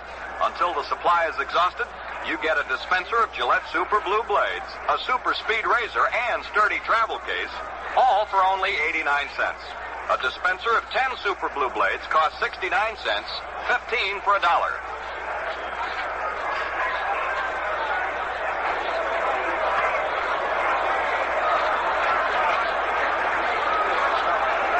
In the last half of the 9th inning, the Pirates come to bat with a tremendous task in front of them. To score 12 runs, to tie this ball game, or 13 to win it. Dick Stewart leads off, and he takes a curve outside for ball 1. Stewart has not hit a ball out of the infield yet in this ball game. He has struck out, grounded out, and tapped to the pitcher. The pitch by Whitey Ford. Fastball fouled up near the roof. Onto the roof on the first base side. It's 1-1 on Dick Stewart. Whitey Ford has allowed a total of 6 hits. And only in the first inning did he give up more than 1. He gave up 2 in that inning. Here's the pitch to Stewart. Swing at a sharp-breaking curveball. 1-2. Kubek in left, Mantle in center, and Maris in right. The ball game in the bottom of the ninth, the Pirates trailed 12-0. Whitey Ford rocking back. Lets her go. Curveball that's low and inside, right around the shoelaces. And the count is even up, 2 balls, 2 strikes. Somoli on deck, waiting off here to the right. Ford shrugs his shoulders. He's pitched a tremendous ball game again today. A 6-hit shutout through the first 8 innings. Here's the 2-2 pitch to Stewart. Fastball hammered foul up through the light tower and onto the street on the first base side. 2 balls, 2 strikes on deck. Well, it's a cinch. Vernon Law will get the call tomorrow. Who Stengel will go with, he may not say till tomorrow morning, the same as he did today. But it could be Turley. He's had 5 days rest. Here's a line shot on a curve into the bleacher seats in left field, down the line. By tomorrow, Turley will have had 6 days rest, and he should be strong as a bull. He warmed up earlier today in the Yankee bullpen. Of course, you never know what the old professor's going to do, who he may call on. He may surprise everybody. Here's the 2-2 pitch to Stewart. Changes up and the ball is into the dirt in front of the plate. 3-2. Ford has walked only 1 man. That was Hope back in the 5th. He has 5 strikeouts, and he's given up only 6 hits. He's 3-2 with Dick Stewart leading off in the bottom of the ninth. Here's the pitch on the way. Swinging a ground ball to the shortstop, DeMaestri. In near second base, has it. Fires low. Skowron scoops it up at first base, and there's 1 gone.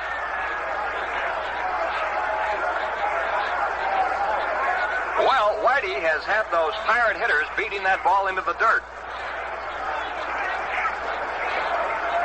There have been only 3 outfield putouts behind Whitey Ford. 1 gone in the last of the ninth. Here's Gino Somoli. Grounded out, struck out, and been safe on an error. Here's a line shot, a base hit into right center field. Maris over, backhands it nicely on 1 hop, and he's going to be held to a single. Hit number 7 off Ford, as Somoli gets a 1-out single here in the 9th inning. A blast over the head of Bobby Richardson, a line single into right center field. Hal Smith up. He's had 2 for 3 in the ball game. 12-0, Yankees lead. The bottom half of the 9th. Smith, right-handed batter, former American leaguer. Whitey Ford into the stretch. Here's the pitch.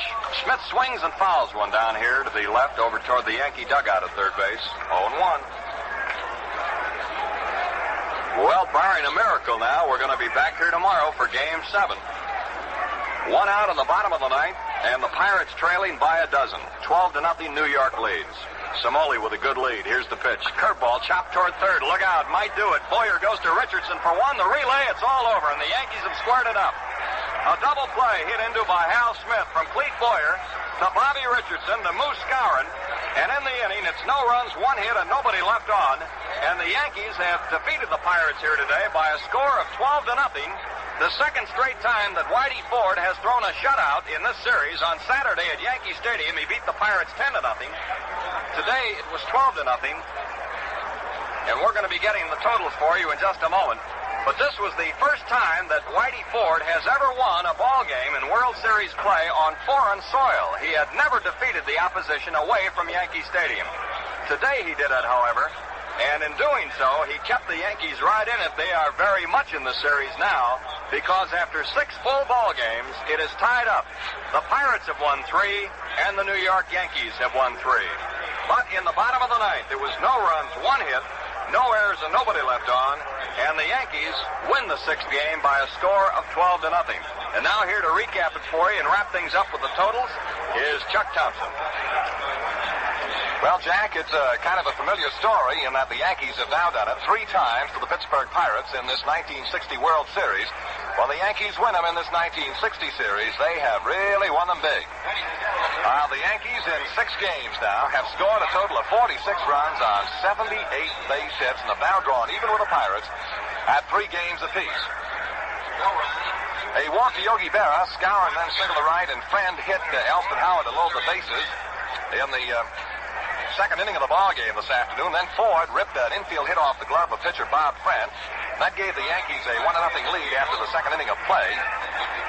Bob Friend hit Tony Kubek leading off in the 3rd inning, and he took 3rd on the Maris double to right field. Mantle knocked them both in with a single to center. Berra then singled to center, sending Mantle on to 3rd, and pitcher Bob Friend left the ball game at that point. Skowron greeted the new Pirate hurler in the 3rd inning. Tom Cheney with a sacrifice fly to right field. That scored Mantle. Blanchard, who replaced Elston Howard, singled. Berra moved to second, and Richardson brought them both home with a triple over Samoli's head in left field, and brought his runs batted in total to 11 in 6 games, which incidentally is a new World Series record, and the Yankees were out in front 6-0 after 3 innings. Yankees got 2 more runs in the 6th inning on leadoff triple by Boyer, a single by Tony Kubek. Maris single sent Kubek to 3rd, and Berra scored him with another single. And it was the Yankees 8 and the Pirates nothing after 6 innings.